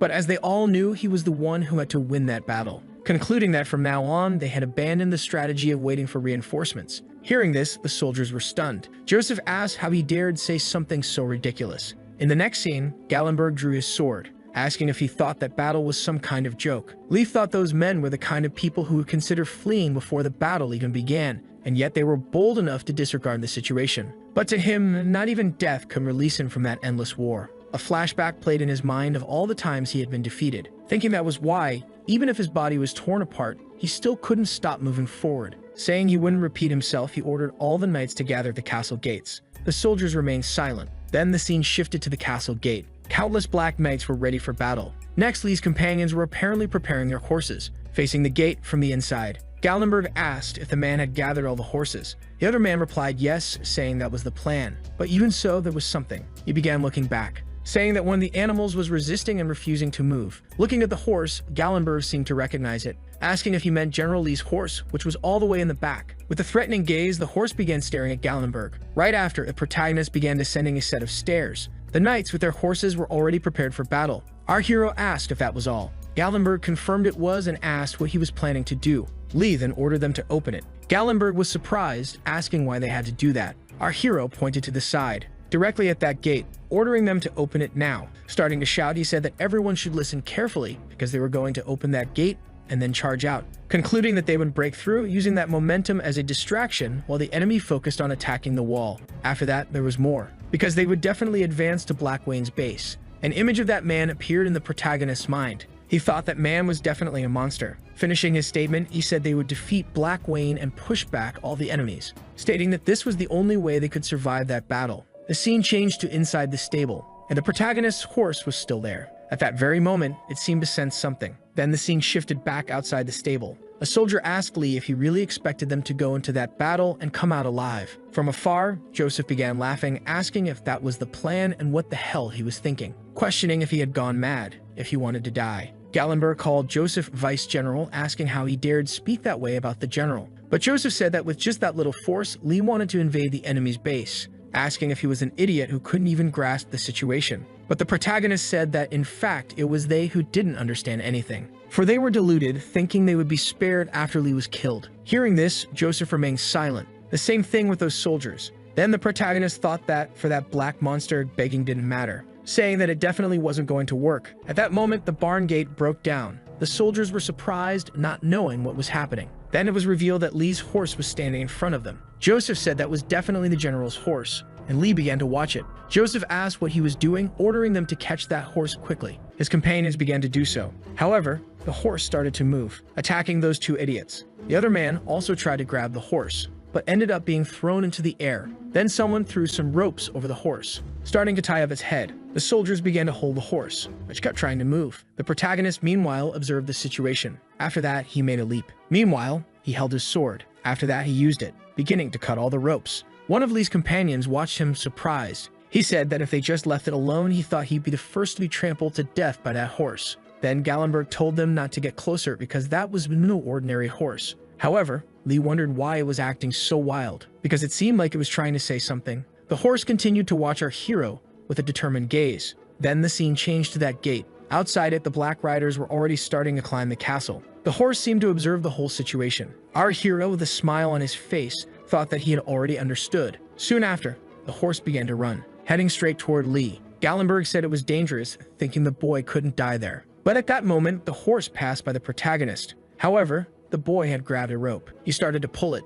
apparently managing to restrain the horse, but still, it tried to move. It began to stomp all around. Even so, Lee kept holding the horse. He said that this was quite fun, asking if the horse felt the same as him, because he wanted to go mad on that bloody battlefield one more time, saying that even in that hellhole there was at least one creature a bit friendly, telling the horse to go with him until the end of that battle filled with death. Therefore, they should definitely kill the lion. Meanwhile, the horse kept watching the protagonist, who even so kept holding the horse with his rope. After that, the horse seemed to see our hero in a different way, apparently the image of its former master, and Lee was basically the same person. Thus, the horse, surprisingly, gave in, leaving the soldiers stunned by what they had witnessed. The same happened with Joseph. The horse then began to kneel. Joseph couldn't believe what he was seeing, because Lee had simply managed to tame the damn horse. Moments later, the scene shifted to Ryung, who was wondering what had happened. Again, the scene returned to the battlefield, and now the protagonist's soldiers were accompanied by horses. It seemed that this time they wouldn't betray. At the front line was our hero, still mounted on that same horse. He thought it was the first time he had ridden a horse, assuming that was how it was done, mentioning he felt no discomfort or fear of falling, being surprised, assuming that horse was adjusting to the protagonist's rhythm. After that, our hero smiled, saying it was just a horse, concluding he was fine so he could run freely, thinking that thanks to those heightened senses he had awakened, he no longer needed such concerns. After that, the horse began to prepare, starting to run even faster, and our hero's group kept approaching those Black Riders who were still climbing the tower. Lee then began to distance himself from his companions, going full speed on his horse. Meanwhile, he was holding his spear, thinking he should go all in. The scene shifted to the Black Riders, who looked sideways, confused by what they had seen, because the general, along with his soldiers, had simply appeared out of nowhere, starting to throw their spears, which hit most of the riders.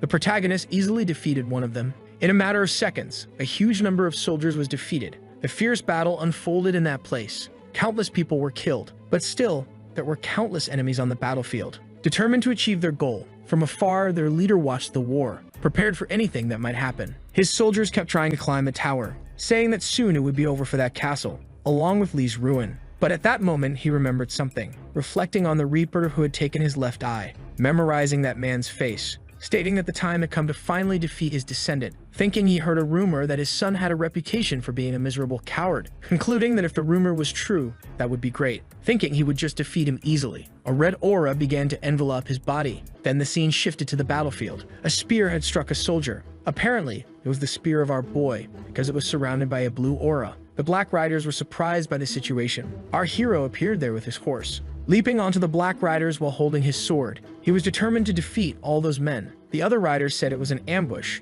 ordering them to stop the man. But it wasn't enough because the protagonist had already struck with his sword, defeating several enemies at once, all while remaining in the air beside his horse. After that, the horse landed on the ground, trampling one of the soldiers, headbutting another one as well. One of the enemies said the protagonist was alone, ordering not to retreat and that they should defeat him all at once. The riders charged toward our hero all at once. But even so, Lee remained determined, holding the reins of his horse. which seemed to understand the signal, starting to prepare to counterattack. Our hero after that grabbed his spear, beginning to use it to attack his enemies as well, swinging it all around him. The scene shifted to Black Wayne, who asked the Reaper's descendant not to disappoint him. Again, it returned to the battlefield, with countless soldiers receiving the protagonist's attack all at once. He thought it was only the beginning, all of it in the middle of that immense number of enemies. His companions riding on horseback observed from afar, surprised, saying the general had opened a path, ordering to follow him. Lee said that if they wanted to stay alive, they shouldn't fall behind, ordering them to go at full speed because they were heading directly for Black Wayne. However, it wouldn't be so easy because the Black Riders were still ahead.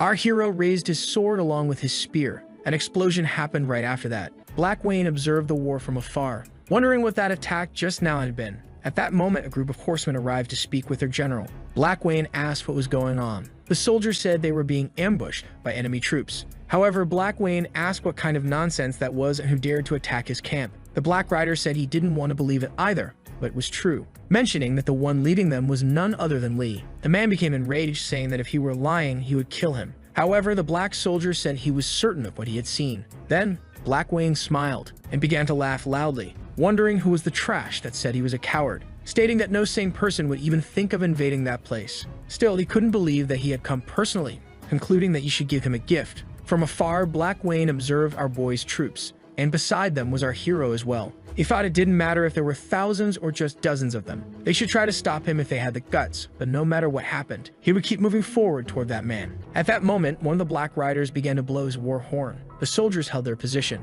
Lee, watching the situation, was confused. Out of nowhere, several arrows began to fly, heading toward Lee. He remained motionless, then began walking with his horse again. From afar, he observed Black Wayne. He then gave a signal with his hand, directly at the protagonist. With a smile on his face, he said that he really was Lee. The boy kept watching Black Wayne, beginning to walk more and more in his direction, thinking that all he needed was that sword he was already familiar with. The soldiers, seeing the protagonist passing through their defenses, were surprised. Not only them, but the same happened with the scientists watching the simulation. Even so, Black Wayne remained motionless. Lee thought he still couldn't fully control the spark of power burning inside him. However, just a single moment was enough, begging for it to work, gathering everything at the tip of that sword. The boy then began to unleash a flurry of strikes on Black Wayne. He, with a smile on his face, said it was really good, because he should at least be excited so he could fully enjoy defeating him. The two then clashed, and a massive explosion occurred afterward. The Black Riders, desperate, watched the battle. Black Wayne was apparently having some sort of difficulty, being surprised by what he was seeing,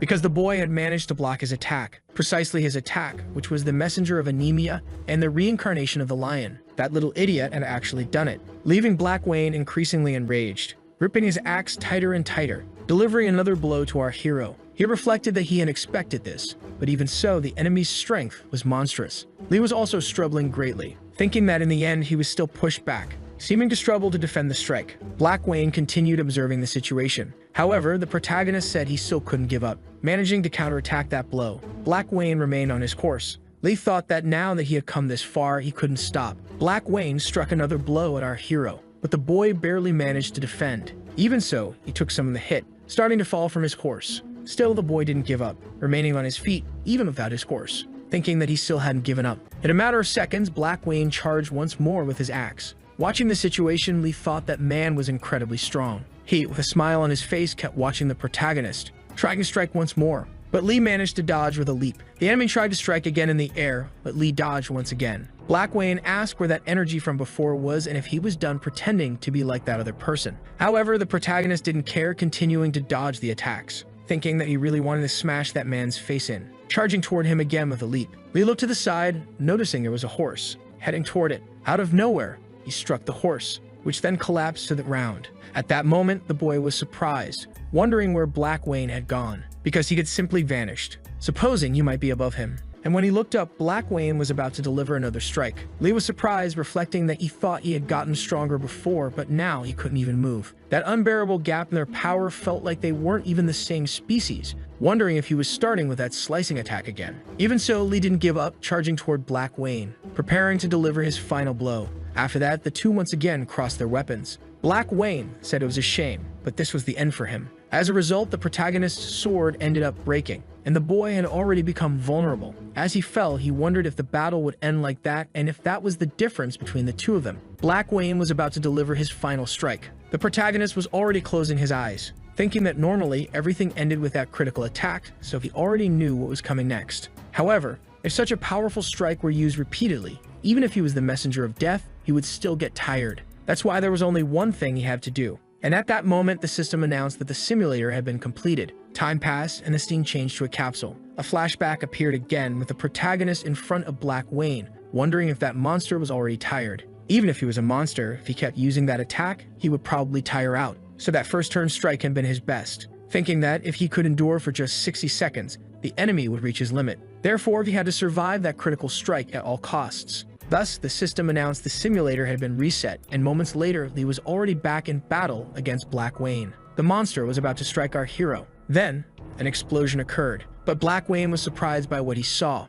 because Lee managed to defend the strike, thinking that he would just keep dodging and enduring every blow. Also, the enemy would keep launching attack after attack. The boy had died several times, and each time the simulator restarted right in that place. The protagonist didn't give up because he always kept doing the same thing, defending against every attack without striking back even once. But even then, it hadn't been enough. Black Wayne, watching Lee's movements, was surprised. Right after that, he delivered another blow, asking to make things more and more fun. Thus, Lee began advancing toward Black Wayne. About to deliver another strike, he thought there were only 30 seconds left to hold the enemy. The two then crossed their weapons. Black Wayne observed our hero, who apparently was having some kind of difficulty, but surprisingly managed to hold back Black Wayne's sword. He then charged once more at Lee, grabbing the poor boy by the head, hurling him far away, smashing him into the ground. Lee, meanwhile, was suffering. Then he began to receive a flurry of attacks. The protagonist, in his thoughts, stated there was just a little more to go, and the simulator restarted once again.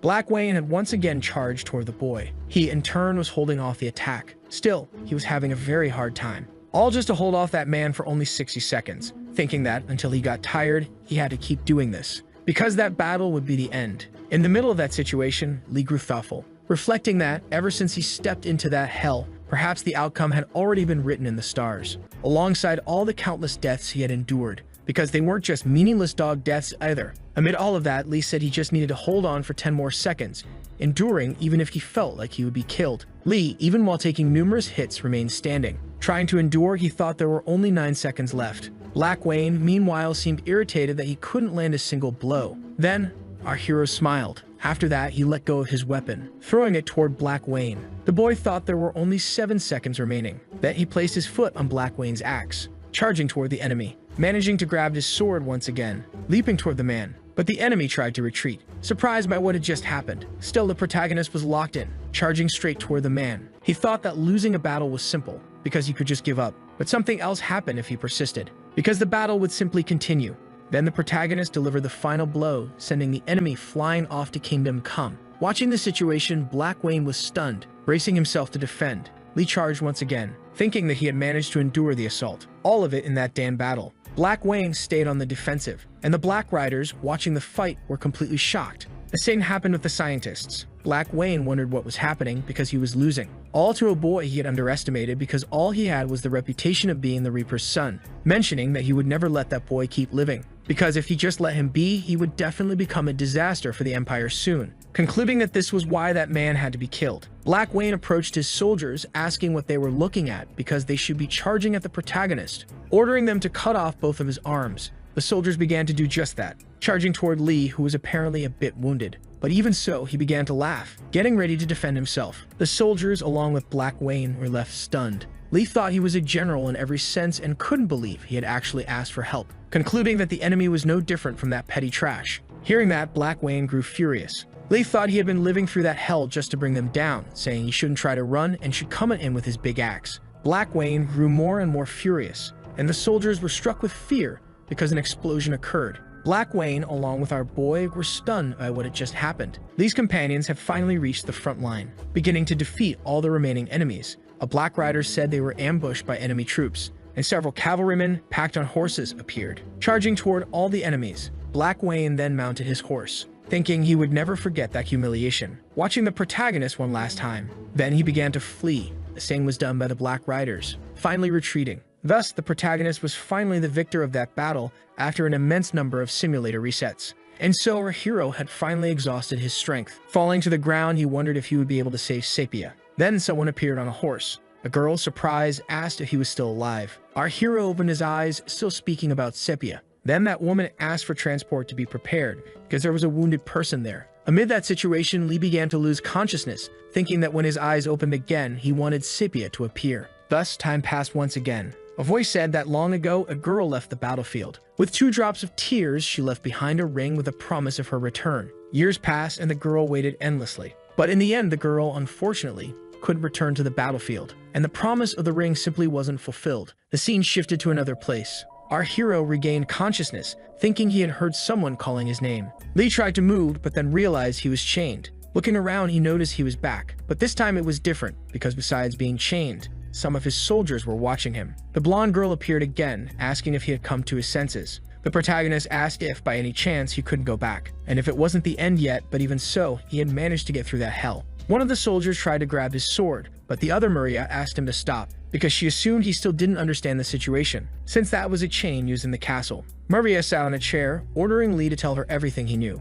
Recognizing the woman, Lee asked if she was the girl he had seen on the press earlier, concluding that they should only start doing that after dying. Our hero seemed irritated, starting to try breaking free from those chains. The girl was surprised, thinking those were the chains that lifted the castle gate. The soldiers drew their swords, remaining alert at any moment. At that instant, the protagonist simply broke free from those chains. Leaving the knights stunned by what they had seen, they started defending themselves. Still, it wasn't enough, saying that man was a monster. Our hero seemed determined to do something, beginning to destroy that place, defeating several more of their soldiers. Then he grabbed a sword, striking down more of the knights. Our hero showed no mercy. The other girl watched in silence, asking if that was really Lee. Soon after, the protagonist grabbed Maria by the neck, saying that from now on, he would be the one asking questions, stating that he remembered her face because she was the girl he had seen in the L-log test room, and from that conversation he had with Ryeon. A flashback appeared then. Lee said he hadn't understood any of that before, so she better start explaining everything she knew because his patience was running out. In the middle of that situation, Maria thought the hero was insane.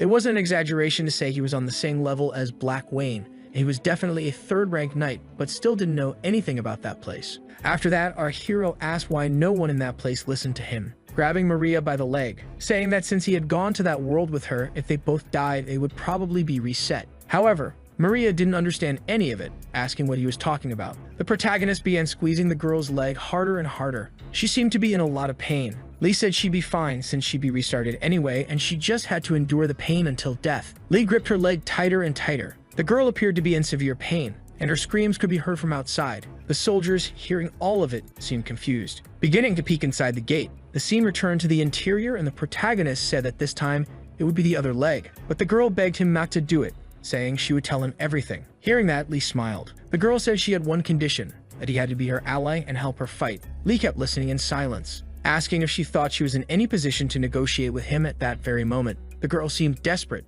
Lee asked why she was doing all that for a mere game. Maria, surprised, asked if he really thought that was a game, but in fact, it wasn't. Lee asked what she meant, wondering if it wasn't actually a real game. Maria, while the protagonist held her, asked him to accept the first condition. Surprisingly, Lee accepted, thinking that he didn't care about anything except Sepia, so it didn't matter who he fought alongside. After that, the girl asked Lee to listen carefully, saying that what they were playing now wasn't a game, but a simulator built for military use. Hearing this, our hero was surprised. Maria said that specifically, it was for that spark of power he was using. In other words, it was a program to develop even more power. Hearing that, Lee became irritated, telling her to stop with that nonsense, because even if it was for that kind of power, it was still just an illusion inside a simulator. But she asked what would happen if that power also worked for Lee in the real world. However, Lee thought that was impossible. Still, the girl said the simulator made all of it entirely possible, since that was the reason and purpose behind the real simulator. But the branch manager, Bernard, and the team leader, Hyun, had misused it all,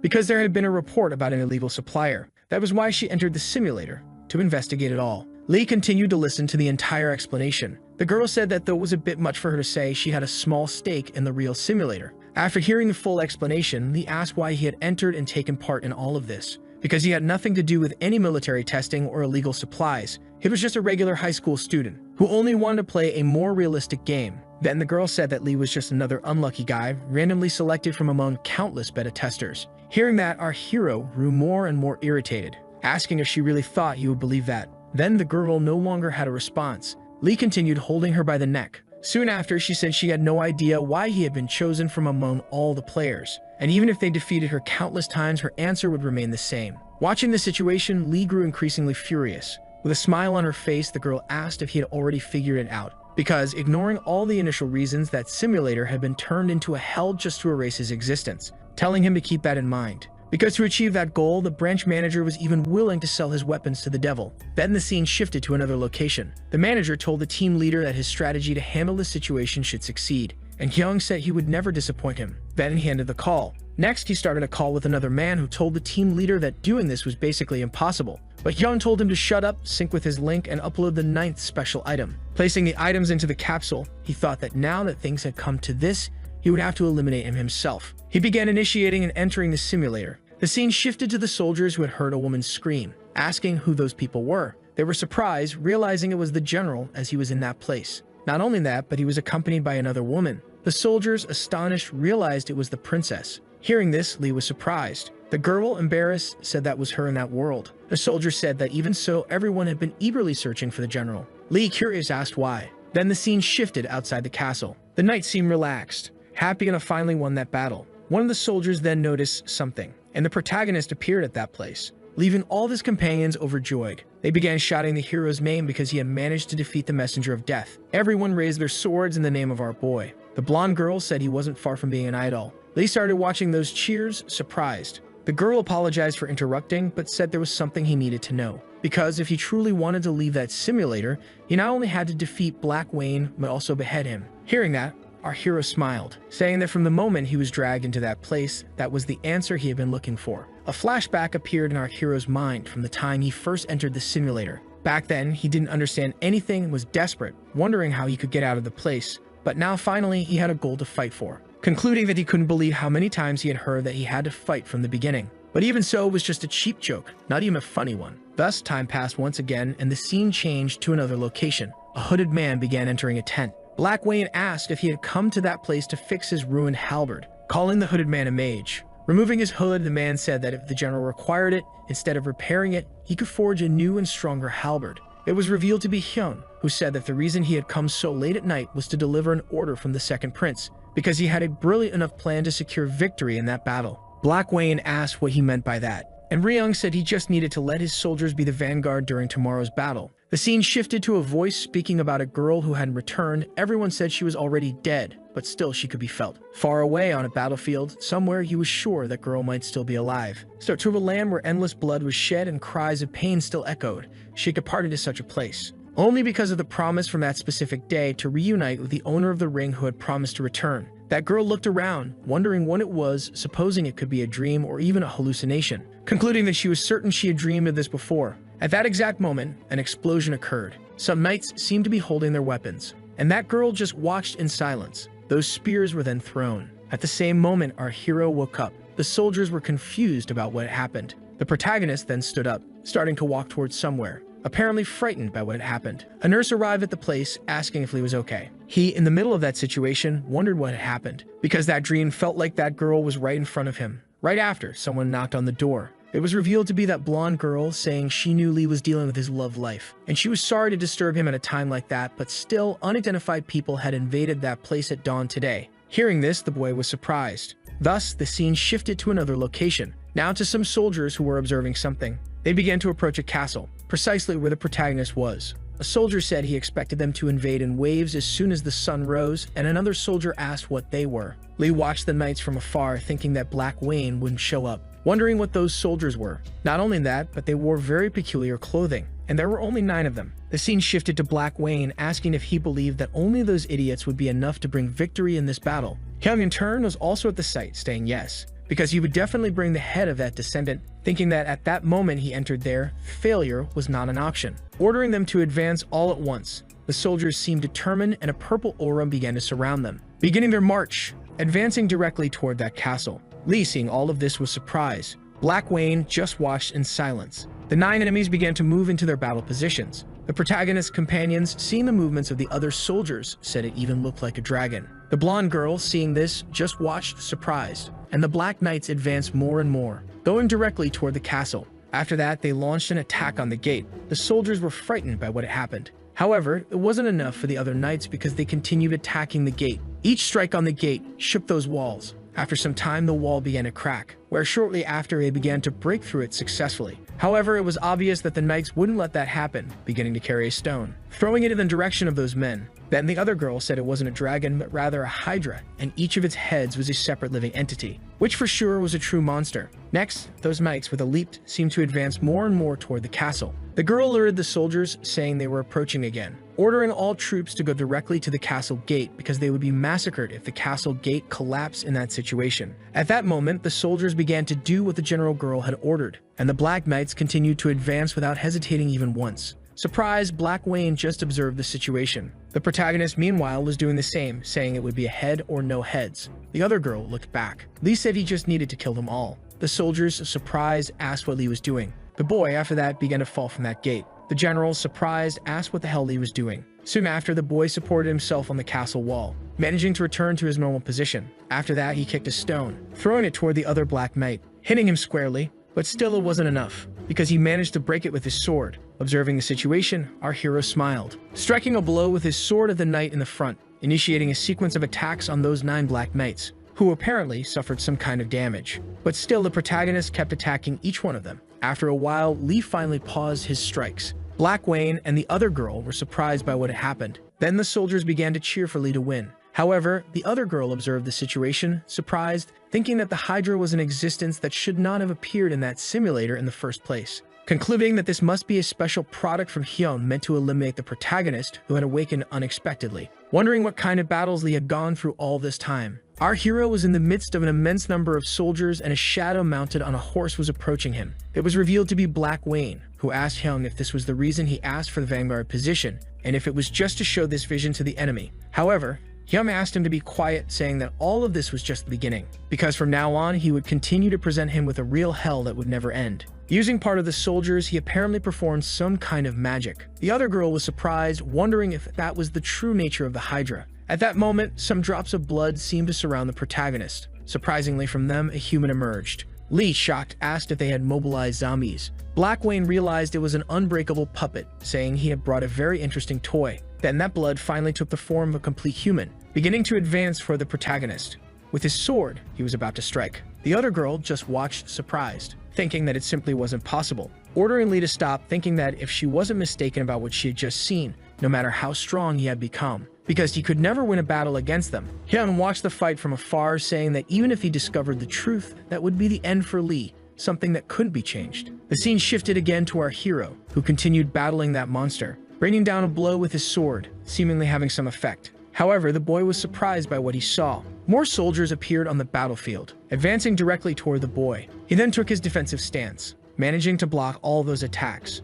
Then he began to counterattack, managing to defeat a few more soldiers. His companions observed the fight, surprised. Still, it wasn't enough, because the boy had much more to do. Meanwhile, his strength was slowly being depleted. Black Wayne, along with his companions, watched the fight, surprised, realizing that their allies were being gradually wiped out. However, the other 9 knights remained standing, managing to land a direct hit on the protagonist. The other men took advantage of the situation and did the same, finally managing to defeat our hero. A long time passed after his simulator had reset 613 times. The other girl said these weren't mere copies at the same level as the NPCs he had faced until now. Lee, meanwhile, remained silent. The girl said that according to strange rumors circulating in the village, they were immortal soldiers, and she was truly surprised because she still couldn't believe that the branch manager, Lee Kyung, was really a monster. Moreover, that face she was seeing was quite peculiar, because it belonged to someone who had disappeared in the past, a genius knight called Arslan. The one beside him was named Medici, and the other,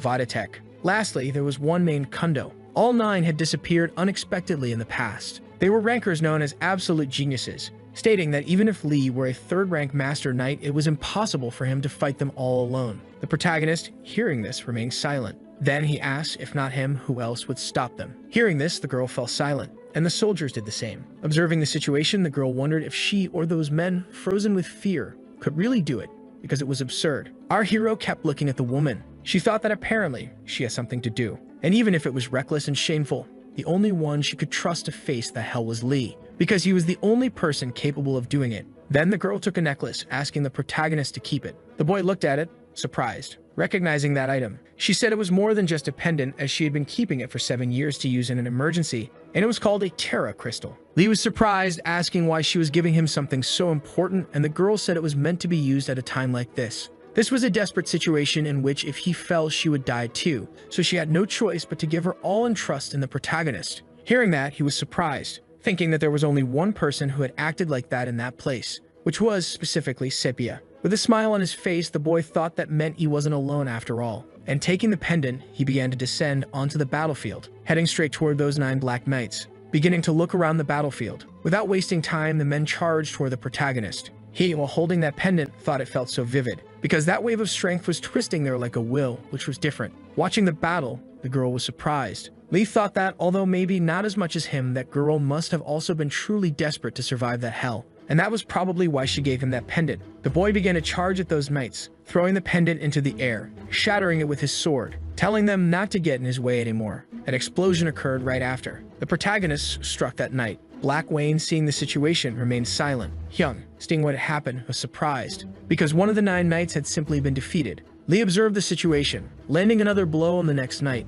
asking if he could still keep regenerating. Blood then began to spread. Hyung thought that even the special product he had created was turned into red sand, not believing that the data had been irreversibly destroyed. Growing extremely angry at that situation, wondering how Lee dared to push him that far. Thus, the man began to use a ring, saying he would definitely put an end to him. After that, he vanished. The scene changed to another place, and the man was already wearing his hood, saying he would definitely kill the protagonist. It was revealed that the man was standing right in front of Sepia. She, meanwhile, remained unconscious. The nurse, surprised, noticed the man and asked who he was. He said she was just an insignificant NPC, and for that reason, should stop bothering him. Then the scene shifted to the protagonist's soldiers, who were still cheering for him to win. The other girl was surprised, thinking that even using her pendant, the boy was still a monster. Lee, for his part, remained standing on the battlefield. At that moment, he was surprised by something. The girl also seemed to have noticed it. At that same moment, a soldier appeared, telling the princess that something had happened in the infirmary, because there had been an enemy ambush precisely in that place.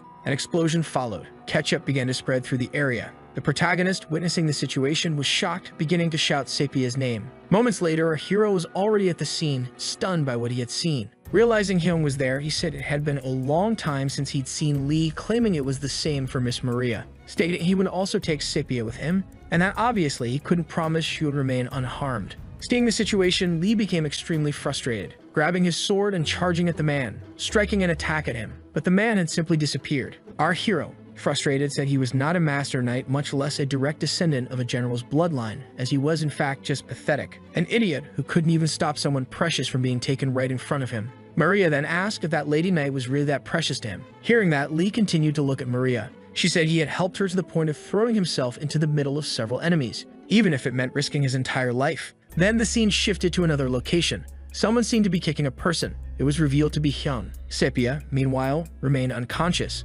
Hyun asked what identity she had, if she could be a hacker or even an irregular. The girl, meanwhile, remained silent. Sepia then woke up, asking what he was so afraid of, questioning whether the higher-ups from the outside world had any real control over his life. Hyun, surprised, wondered how she could know that and how much more she knew. Sepia, in turn, said that maybe Hyun was afraid that that person might appear in that place. Hyun then became very angry, telling the girl to shut up, because being afraid was definitely far too optimistic a thought, since the moment Lee entered there to save her, he would definitely kill him, ensuring that none of them would be found in any corner of that world. Thus, the scene shifted to outside the tents, and several soldiers were listening to what was happening there. Hyun thought there wasn't much left, as no one had ever reached the 1000th scenario. Once she fell into that trap, she wouldn't be able to resist death. Then the scene shifted to our hero. The girl, meanwhile, wondered how important that woman was for the hero to act that way, asking if he was still going to invade that place. The protagonist then smiled. Maria, in turn, said that if that was his will, she wouldn't stop him. And if that was the path he would follow, then they should be allowed to follow it too.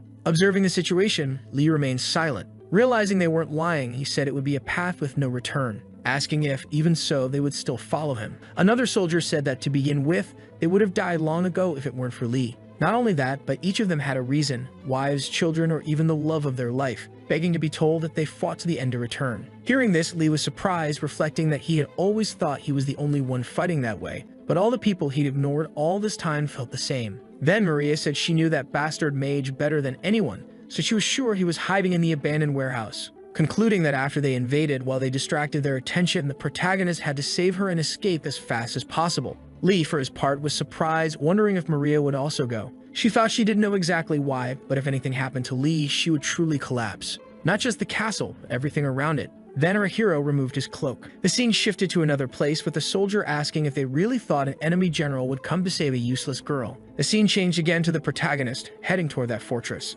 A black knight had already noticed this, but it was too late because Lee was already accompanied by all his soldiers. The black knights were shocked by what they saw. The scene changed to inside the fortress, with the soldier saying that would be the last day she would see the descendant who came to save her. But Lee, meanwhile, kept approaching the fortress. Black Wayne, in turn, seemed to have already noticed the situation, saying that finally that descendant had arrived. A battle was already taking place there, and the protagonist began attacking some soldiers, and the knights inside the fortress said that the descendant had already shown up, ordering the defense unit to advance. An explosion followed. A knight asked what the commotion was. Sepia, meanwhile, remained silent. A flashback appeared in her mind of the girl walking through the middle of a battlefield. After that, she had arrived apparently in a village. Collapsing in the middle of the street, unconscious. A carriage, meanwhile, was passing by. The girl, little by little, closed her eyes. About to lose consciousness, someone approached her. Surprisingly, handed her a coin, asking if she was okay. The girl looked up to see who it was. It was revealed to be the protagonist, who, with tears on his face, asked who she was.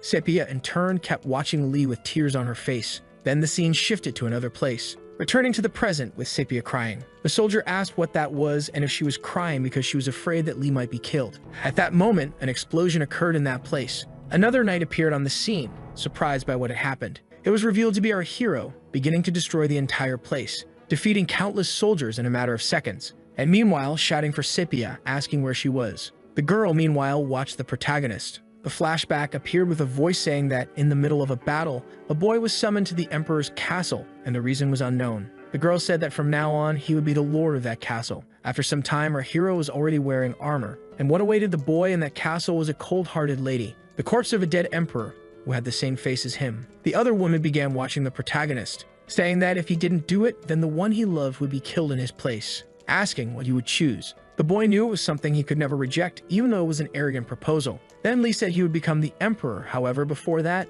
he had one condition, because that ring should be given to that girl. With that obviously broken farewell, he finally became the emperor. The scene shifted to another place, where an old woman asked him not to be sad, because if his memory disappeared, the pain would disappear with it. Right after, she appeared and began casting a spell, and Lee felt something different. The scene changed again to another location, with our hero asking who the hell she thought she was. Sepia, in her child form, was still watching our hero. A long time passed after that, and Lee no longer remembered that girl, and eventually he became the emperor. After that whole damn flashback, the scene finally returned to the present, with the protagonist defeating those soldiers, shouting once again for Sepia. The girl continued watching our hero. The ropes binding her then tore apart. Without wasting a second, Lee embraced the girl, asking if she was okay and if she was hurt anywhere. Sepia, meanwhile, said nothing, thinking it didn't matter, even if he couldn't remember her, because she had always been the woman who chose to protect him by his side. More flashbacks appeared in Sepia's mind from when she first started learning swordsmanship. The scene shifted to another location with a door opening. The protagonist, along with his mother, were surprised. Sepia appeared there, dressed in her armor, thinking that even if only as the emperor's escort knight, being by his side was already enough. Time passed, and amid those seemingly endless days, a black beast ended up invading the place, trampling everything around it. Under its claws, in the end, fell a man, who was as strong as a god. The protagonist's heartbeat had gradually slowed, then disappeared as if it had never existed. Sepia's tears once again flowed endlessly. Then someone asked the girl not to cry, and an old woman began watching Sepia, saying that there was still one method to save the man, leaving the girl stunned by what she had heard. Then that old woman struck her staff, and a sort of magical circle appeared. The old woman said he would need to forget everything there and live a new life in another world, in another place. Sepia asked if she could go too. The old woman then said she would give her one chance. At the moment the protagonist faced danger, Sepia would have the right to protect him by his side beyond the boundary of worlds. Hearing that, Sepia smiled. Then she thanked the old woman. Thus, the scene shifted to the present, with Sepia thinking that was already enough. A flashback of that old woman appeared in her mind. The scene then shifted to a building. A car seemed to approach the location. Someone got out of the car, and several men appeared to be bowing to an old woman. She then entered the building. In front of her, several people lay on the ground. The security guard was surprised by everything that had happened, but bowed his head when that old woman began to approach. Observing the situation, the old woman said that meant that man had truly done many horrible things. Meanwhile, an old man was approaching an elevator. The other old woman also called out to the man, ordering him to be dragged away. The guards did what the woman had ordered. The man, desperate, said he didn't know what rumors she had heard to do this, but still begged her to listen to him first, beginning to plead for mercy. However, the old woman didn't want to hear it, asking where Hyun was. The guard said it was exactly as she had predicted, because the man was currently inside the simulator. Without wasting time, the old woman said she had to hurry, so there would be no more children crying. The scene shifted again to the protagonist holding Sepia in his arms, saying she must be tired, but they needed to leave quickly, mentioning that the army was waiting for them. At that moment, Sepia regained consciousness, saying she was very happy, leaving our hero surprised by what he had heard, thinking that beyond Sepia, he had his own army of people who believe in him and entered the portal by his side. Lifting the girl in his arms, our hero said they needed to return together with their companions, all of them, without leaving a single person behind because he was going to bring everyone back. Sometime later, our hero said they needed to return to the fortress as quickly as possible. However, with tears on his face, the other soldier asked for just the two of them to go, leaving Lee surprised by what he had heard. The other soldier asked him to go back home. At that moment, his companions had been struck. It was revealed that a horde of black knights was in the area, also surrounding Maria, who was at that location. Young men appeared at the scene asking if Maria was trying to simulate an assault using that fragile paper army. Hearing that, Maria said nothing more. From afar, someone was watching the entire situation mounted on a horse. It was revealed that Black Wayne was also there. He began observing the protagonist alongside Sepia. Moments later, the two stood face to face. Black Wayne said that if only he hadn't come there, at least more people would still be alive that night, concluding that it was truly a pity. Maria looked to the side, surprised that Black Wayne had appeared. She thought the reason he was called the Nemean Lion wasn't just because of his immense strength, but also due to his exceptional cunning. However, he was different now as he was at the limit of his physical strength, holding on through sheer willpower. All of it after giving his all in the battle against the Hydras. For him, who was holding on thanks only to his will, those words from Black Wayne, blaming him for his comrades' deaths, were truly suffocating. And after that, the protagonist charged for the man, which became a crushing burden for him. Maria continued watching that scene, wondering what might happen if the two fought in the middle of that place. Because no matter how many times it happened, Lee always kept dying. Then Sepia asked Lee if the weight of his comrades' lives was truly heavy for him, or if it was the wishes they wanted to fulfill through him. Hearing all that, Lee remained silent, recalling all the wishes his soldiers had. Reluctantly, the protagonist answered yes. Sepia said that he truly could feel the weight of all their wishes. Then the girl grabbed the hero's sword. He asked what she was doing. Sepia, in turn, released the sword, saying that instead of being a burden on his shoulders, it should actually be a wing. Maria, meanwhile, watched their conversation from afar, wondering how Sepia could seem so calm in front of that boy. Meanwhile, the protagonist simply listened to what Sepia was saying. Soon after, Lee looked at his cloak, realizing that all his comrades' wishes were engraved upon it. Then, our hero smiled. Black Wayne observed the situation, wondering if the boy could truly smile in a place like that. Sepia, in turn, continued speaking, asking the boy to follow that hope. After that, she released the hero's arms, falling unconscious in the middle of that battlefield. The protagonist begged her to say something, but the girl was already without strength. Lee, for his part, said that he already understood what she was trying to say. Then, he returned to the battlefield, standing face to face with Black Wayne, beginning to walk toward the man. With a threatening gaze, he stared at him. Black Wayne, apparently, was feeling something, thinking that he felt no fear nor hostility, not even the Terra power. The protagonist kept watching his enemy calmly. Black Wayne wondered what he might be thinking. But in any case, now he was alone. Drawing his axe, he said that the exhausting war would finally end. He began advancing toward Lee, but the boy surprisingly remained very calm. Hyung, for his part, observed the battle from afar, wishing for the protagonist's death. Then the scene changed to another location, where a weapon was being fired. Some people had already been killed. The security officer said that from that moment on, access privilege to Korea's E-Log simulator would be revoked, ordering everyone in the control room to be detained until specific disciplinary action was determined. Then the old woman from before appeared at the scene, asking what the current situation inside the simulation was. But apparently there was no good news, because a worrying situation had occurred, leaving the old woman shocked by what she had heard, realizing that countless things had happened to those children, thinking that it was definitely a cruel fate for them. The scene returned once more to the battlefield, with Black Wayne launching an attack at our hero, but he managed to block the blow, and surprisingly remained calm in the middle of that battle. But for Black Wayne, it was different, as he was shocked by everything the protagonist was doing. The same was true for Hyung, who couldn't understand how Lee was managing to block all those attacks. Maria observed the battle, focused, wondering how he could block that blow as if it were nothing, even though he was a third-rank Master Knight, wanting to know who Lee really was. In the protagonist's thoughts, he wondered what he was doing because, in truth, he didn't feel any weight in his sword, nor even Black Wayne's attack. A man grew very angry, asking what the boy was planning all those tricks. But Lee simply focused on the battle, remaining silent. He managed to dodge all of Black Wayne's strikes. Apparently, he had even forced the man to retreat. But pressing forward once more, Black Wayne shouted at him not to be an idiot, demanding that he activate his Terra power. Swinging his axe again, he struck at the protagonist. But within seconds, Lee vanished, reappearing elsewhere.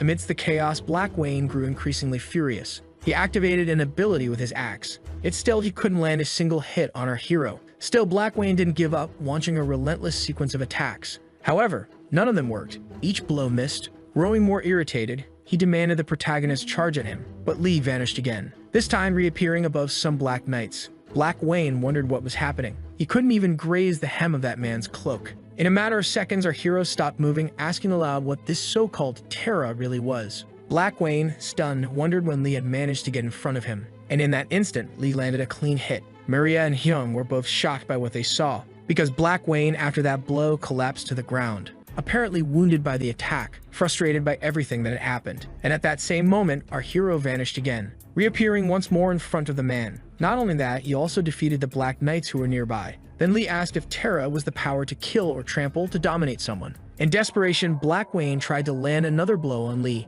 but the boy easily dodged, raising his sword to attack once more, striking Black Wayne, who was thrown far back. Lee asked if Terra was a sensation from another world that rises from the depths of one's consciousness to face a formidable foe. But Black Wayne could no longer respond. He was too badly wounded. The soldiers, along with Maria, were stunned by what they had witnessed. Maria wondered what was happening, thinking that if Lee went beyond that limit, perhaps he would never be able to return. Scipio watched the battle in silence. Hyun, meanwhile, was desperate, shouting for Black Wayne to get up, thinking that even if he was just a mere copy, he still couldn't die, ordering him to get up immediately. Even if he had to risk his life, he would kill that boy. With a cold stare, the protagonist watched Black Wayne, who, frustrated, wondered how he couldn't defeat that boy, just a dumb kid like him. Then Lee said that the power they were using was something impossible for ordinary knights to even think of challenging. Black Wayne, confused, asked what he meant by that. Lee said they had overcome the fear of facing such terrifying and absolute power, that the precious lives which should have returned to their families were instead entrusted to him before disappearing, which meant they had truly been willing to sacrifice themselves, concluding that there was an unshakable army holding him up from behind. Hearing that, Black Wayne was stunned. Raising his sword, Lee said that whether it was Terra or something else, it no longer mattered, because the only thing left to do was kill Black Wayne and then go home. That this was the reason for all of them to finally return home together. In the midst of it all, Black Wayne still didn't give up, clutching his axe. He struck the ground with it. An explosion followed. The axe then began to glow. Lee, surprised, realized he couldn't reach the man. A mysterious force began to emerge, and Black Wayne started to scream. Apparently, he was managing to amplify his attributes. However, his axe began to crack. As an act of sacrifice, Black Wayne said that the protagonist would go down with him, leaving everyone around stunned by what was happening. Lee, however, remained silent, watching everything, and a blinding light filled the area. The same thing was happening outside. The other security officers said he thought they should find a way to stop the simulator, but the old woman asked them not to act, because interfering recklessly when everything was already overloaded would only place that child's life in even greater danger, concluding that the only thing they could do was keep watching, hoping that our hero could escape from that hell by his own strength. Then the scene returned once more to the battlefield, with Lee determined, wanting badly to win. Maria, meanwhile, seemed to be trying to stop something. In the middle of that moment, Lee thought he couldn't get any closer to that massive flame. With a smile on his face, Black Wayne said that with all of this, he would finish off the protagonist. Hyun, meanwhile, was just watching with a smile on his face, thinking that even that moment of death where everything appears will adjust the restart time, without leaving a single bit of his heart behind, concluding that everything will burn. Meanwhile, Lee outside the capsule seems to be feeling some kind of pain. Sometime later, the simulator had already restarted 756 times, and Lee thinks that it doesn't matter how many times he continues to burn, or even how many times he dies, much less how many times he starts over. He simply couldn't escape that hell, but still says that it won't be able to break him inside. Later, the simulator had already restarted 997 times, and Lee thinks he will not be turned to ashes, all because he has the wing that everyone entrusted to him. The scene returns to the outside with the guard asking what was happening. The protagonist, meanwhile, seemed to be a bit different, and a blue aura begins to envelop his body. Moments later, the simulator had restarted a total of 1,000 times, and something unknown appears behind our hero. And the guard outside that place says that is the appearance of the 8th Apostle. With that power, the protagonist begins to attack that immense number of Black Knights. The old woman just watches from her monitor, thinking that poor child was going through all that, However, for Lee, who was inside that battle, he only has the desire to end it by defeating Black Wayne. So the battle remains and continues. Maria, along with those Black Knights, also observed in silence. But Maria then begs the protagonist to stop, saying that if he goes any further, he will not be able to return. However, Lee with that look does not seem willing to give up, continuing to unleash a sequence of blows on Black Wayne. Moments later, a ring seems to begin to crack. In a matter of seconds, Hyun's ring is destroyed. Frustrated, he says he can't believe a high school kid like him ruined his plans and ended up becoming the 8th apostle, ordering to stop with those jokes. He starts screaming Lee's name, calling him a loser. Then the scene cuts to outside that place. The capsule had finally released our hero, who in turn begins to levitate. The scene goes back into the simulator again, and our hero seems to be in a trance. With a cold stare, he observes his opponent, preparing his strike even outside the simulator, and he repeated it inside the simulator, stating that this will be the final blow to defeat Black Wayne. After that, he lands a punch on the man, who takes the hit directly. An explosion happens after that. A huge light begins to envelop the entire place. The knights are surprised by the whole situation. Hyun, frustrated, says he shouldn't have entered that simulator, stating he should get out immediately. But at the same moment, another person appears in the place, and an old woman orders him to stop and not even think about doing that. Hyun recognizes the woman, calling her the 4th elder, asking how she is able to enter the simulator. Because if she is there because of those rumors, he states that it was all done under the branch manager's orders. But right after, the old woman approaches the guy, saying that everything was already fine, mentioning she couldn't stand hearing his screams anymore. At the same instant, Hyun begins to disintegrate, leaving only dust behind. Then the scene goes outside the capsule. Hyun had apparently passed away. The scene returns again to the simulator with Maria observing the battle. The protagonist remains standing without moving a muscle. Maria, in turn, is surprised to realize that Lee was still alive. However, the boy simply does not give any response. At that moment, the old woman appears, saying there isn't much time before his body collapses. Then our hero begins to feel the post-battle effects. With tears on her face, Maria begs the old woman to save the protagonist, because it must still be possible since he hasn't reached 1,000 deaths yet, even if it were necessary to seal his death. The old woman places her hand on Maria's head, saying that if she wants to protect someone, she should get stronger instead of crying. Right after, Maria looks to the side, and Sepia begins to approach Lee. The old woman was also seeing that, saying that even if his entire body is shattered and broken just like that, those steps will still move toward that person. At the same instant, the protagonist opens his eyes, thinking that someone was approaching. Out of nowhere, Lee begins to hallucinate, thinking that place is very familiar. Not only that, but there is a person who's always waiting for him. Recognizing that it is Sepia, our hero says that he is back. With a smile on his face, he begins to watch her. After that, he approaches the girl, running into her arms, who, in a matter of seconds, falls unconscious. Sepia begins to whisper something in the protagonist's ear, saying that once again she wished to protect him. Sepia then calls for the elder, who questions whether she knows there's a price for a miracle. The old woman starts to explain, but Sepia says that price doesn't matter, because if she can be wherever that guy is, that would be enough. Hearing this, the elder agrees, but also says that it includes Sepia's memories. If the girl didn't care about that, as long as Lee survived. Maria, meanwhile, watches closely. The elder approaches the two, agreeing to do it. And at that very moment, a light begins to envelop the three. Then a long time passes and the scene shifts to the remains of the battlefield. The castle and all the surrounding places were completely destroyed by that catastrophe. Only a minimal number of soldiers remained, yet Maria still stands tall. With that, the system announces that the simulator had finally come to an end. Then a light appears at the end of the tunnel. Someone looks out the window thinking it was snowing, and it's revealed to be the protagonist, thinking that a month ago he had an accident 8 kilometers from a house after the ceremony, and at that moment it was also raining. That's what his parents and the doctors said. He had been unconscious for a month and had lost part of his memories. But still, those swollen muscles don't make sense, much less those calloused hands, wondering if he had really just been lying there all that time. Then the scene shifts to outside that place. A girl was watching the building. It's revealed to be Sepia. Our hero also spots the girl, apparently recognizing her face. At the same moment, he leaves his room and starts running toward her. Meanwhile, she was just starting to leave a car, leaving the protagonist alone in that snow. The old woman inside the car asks if it's really okay to part ways like that, because after this, they'll never meet again. But Sepia says that someday they'll see each other again.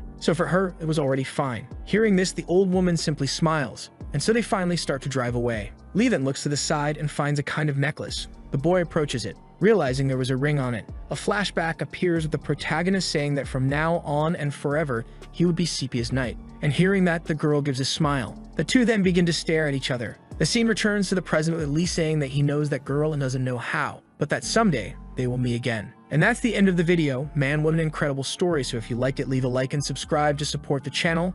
That's it, and thanks.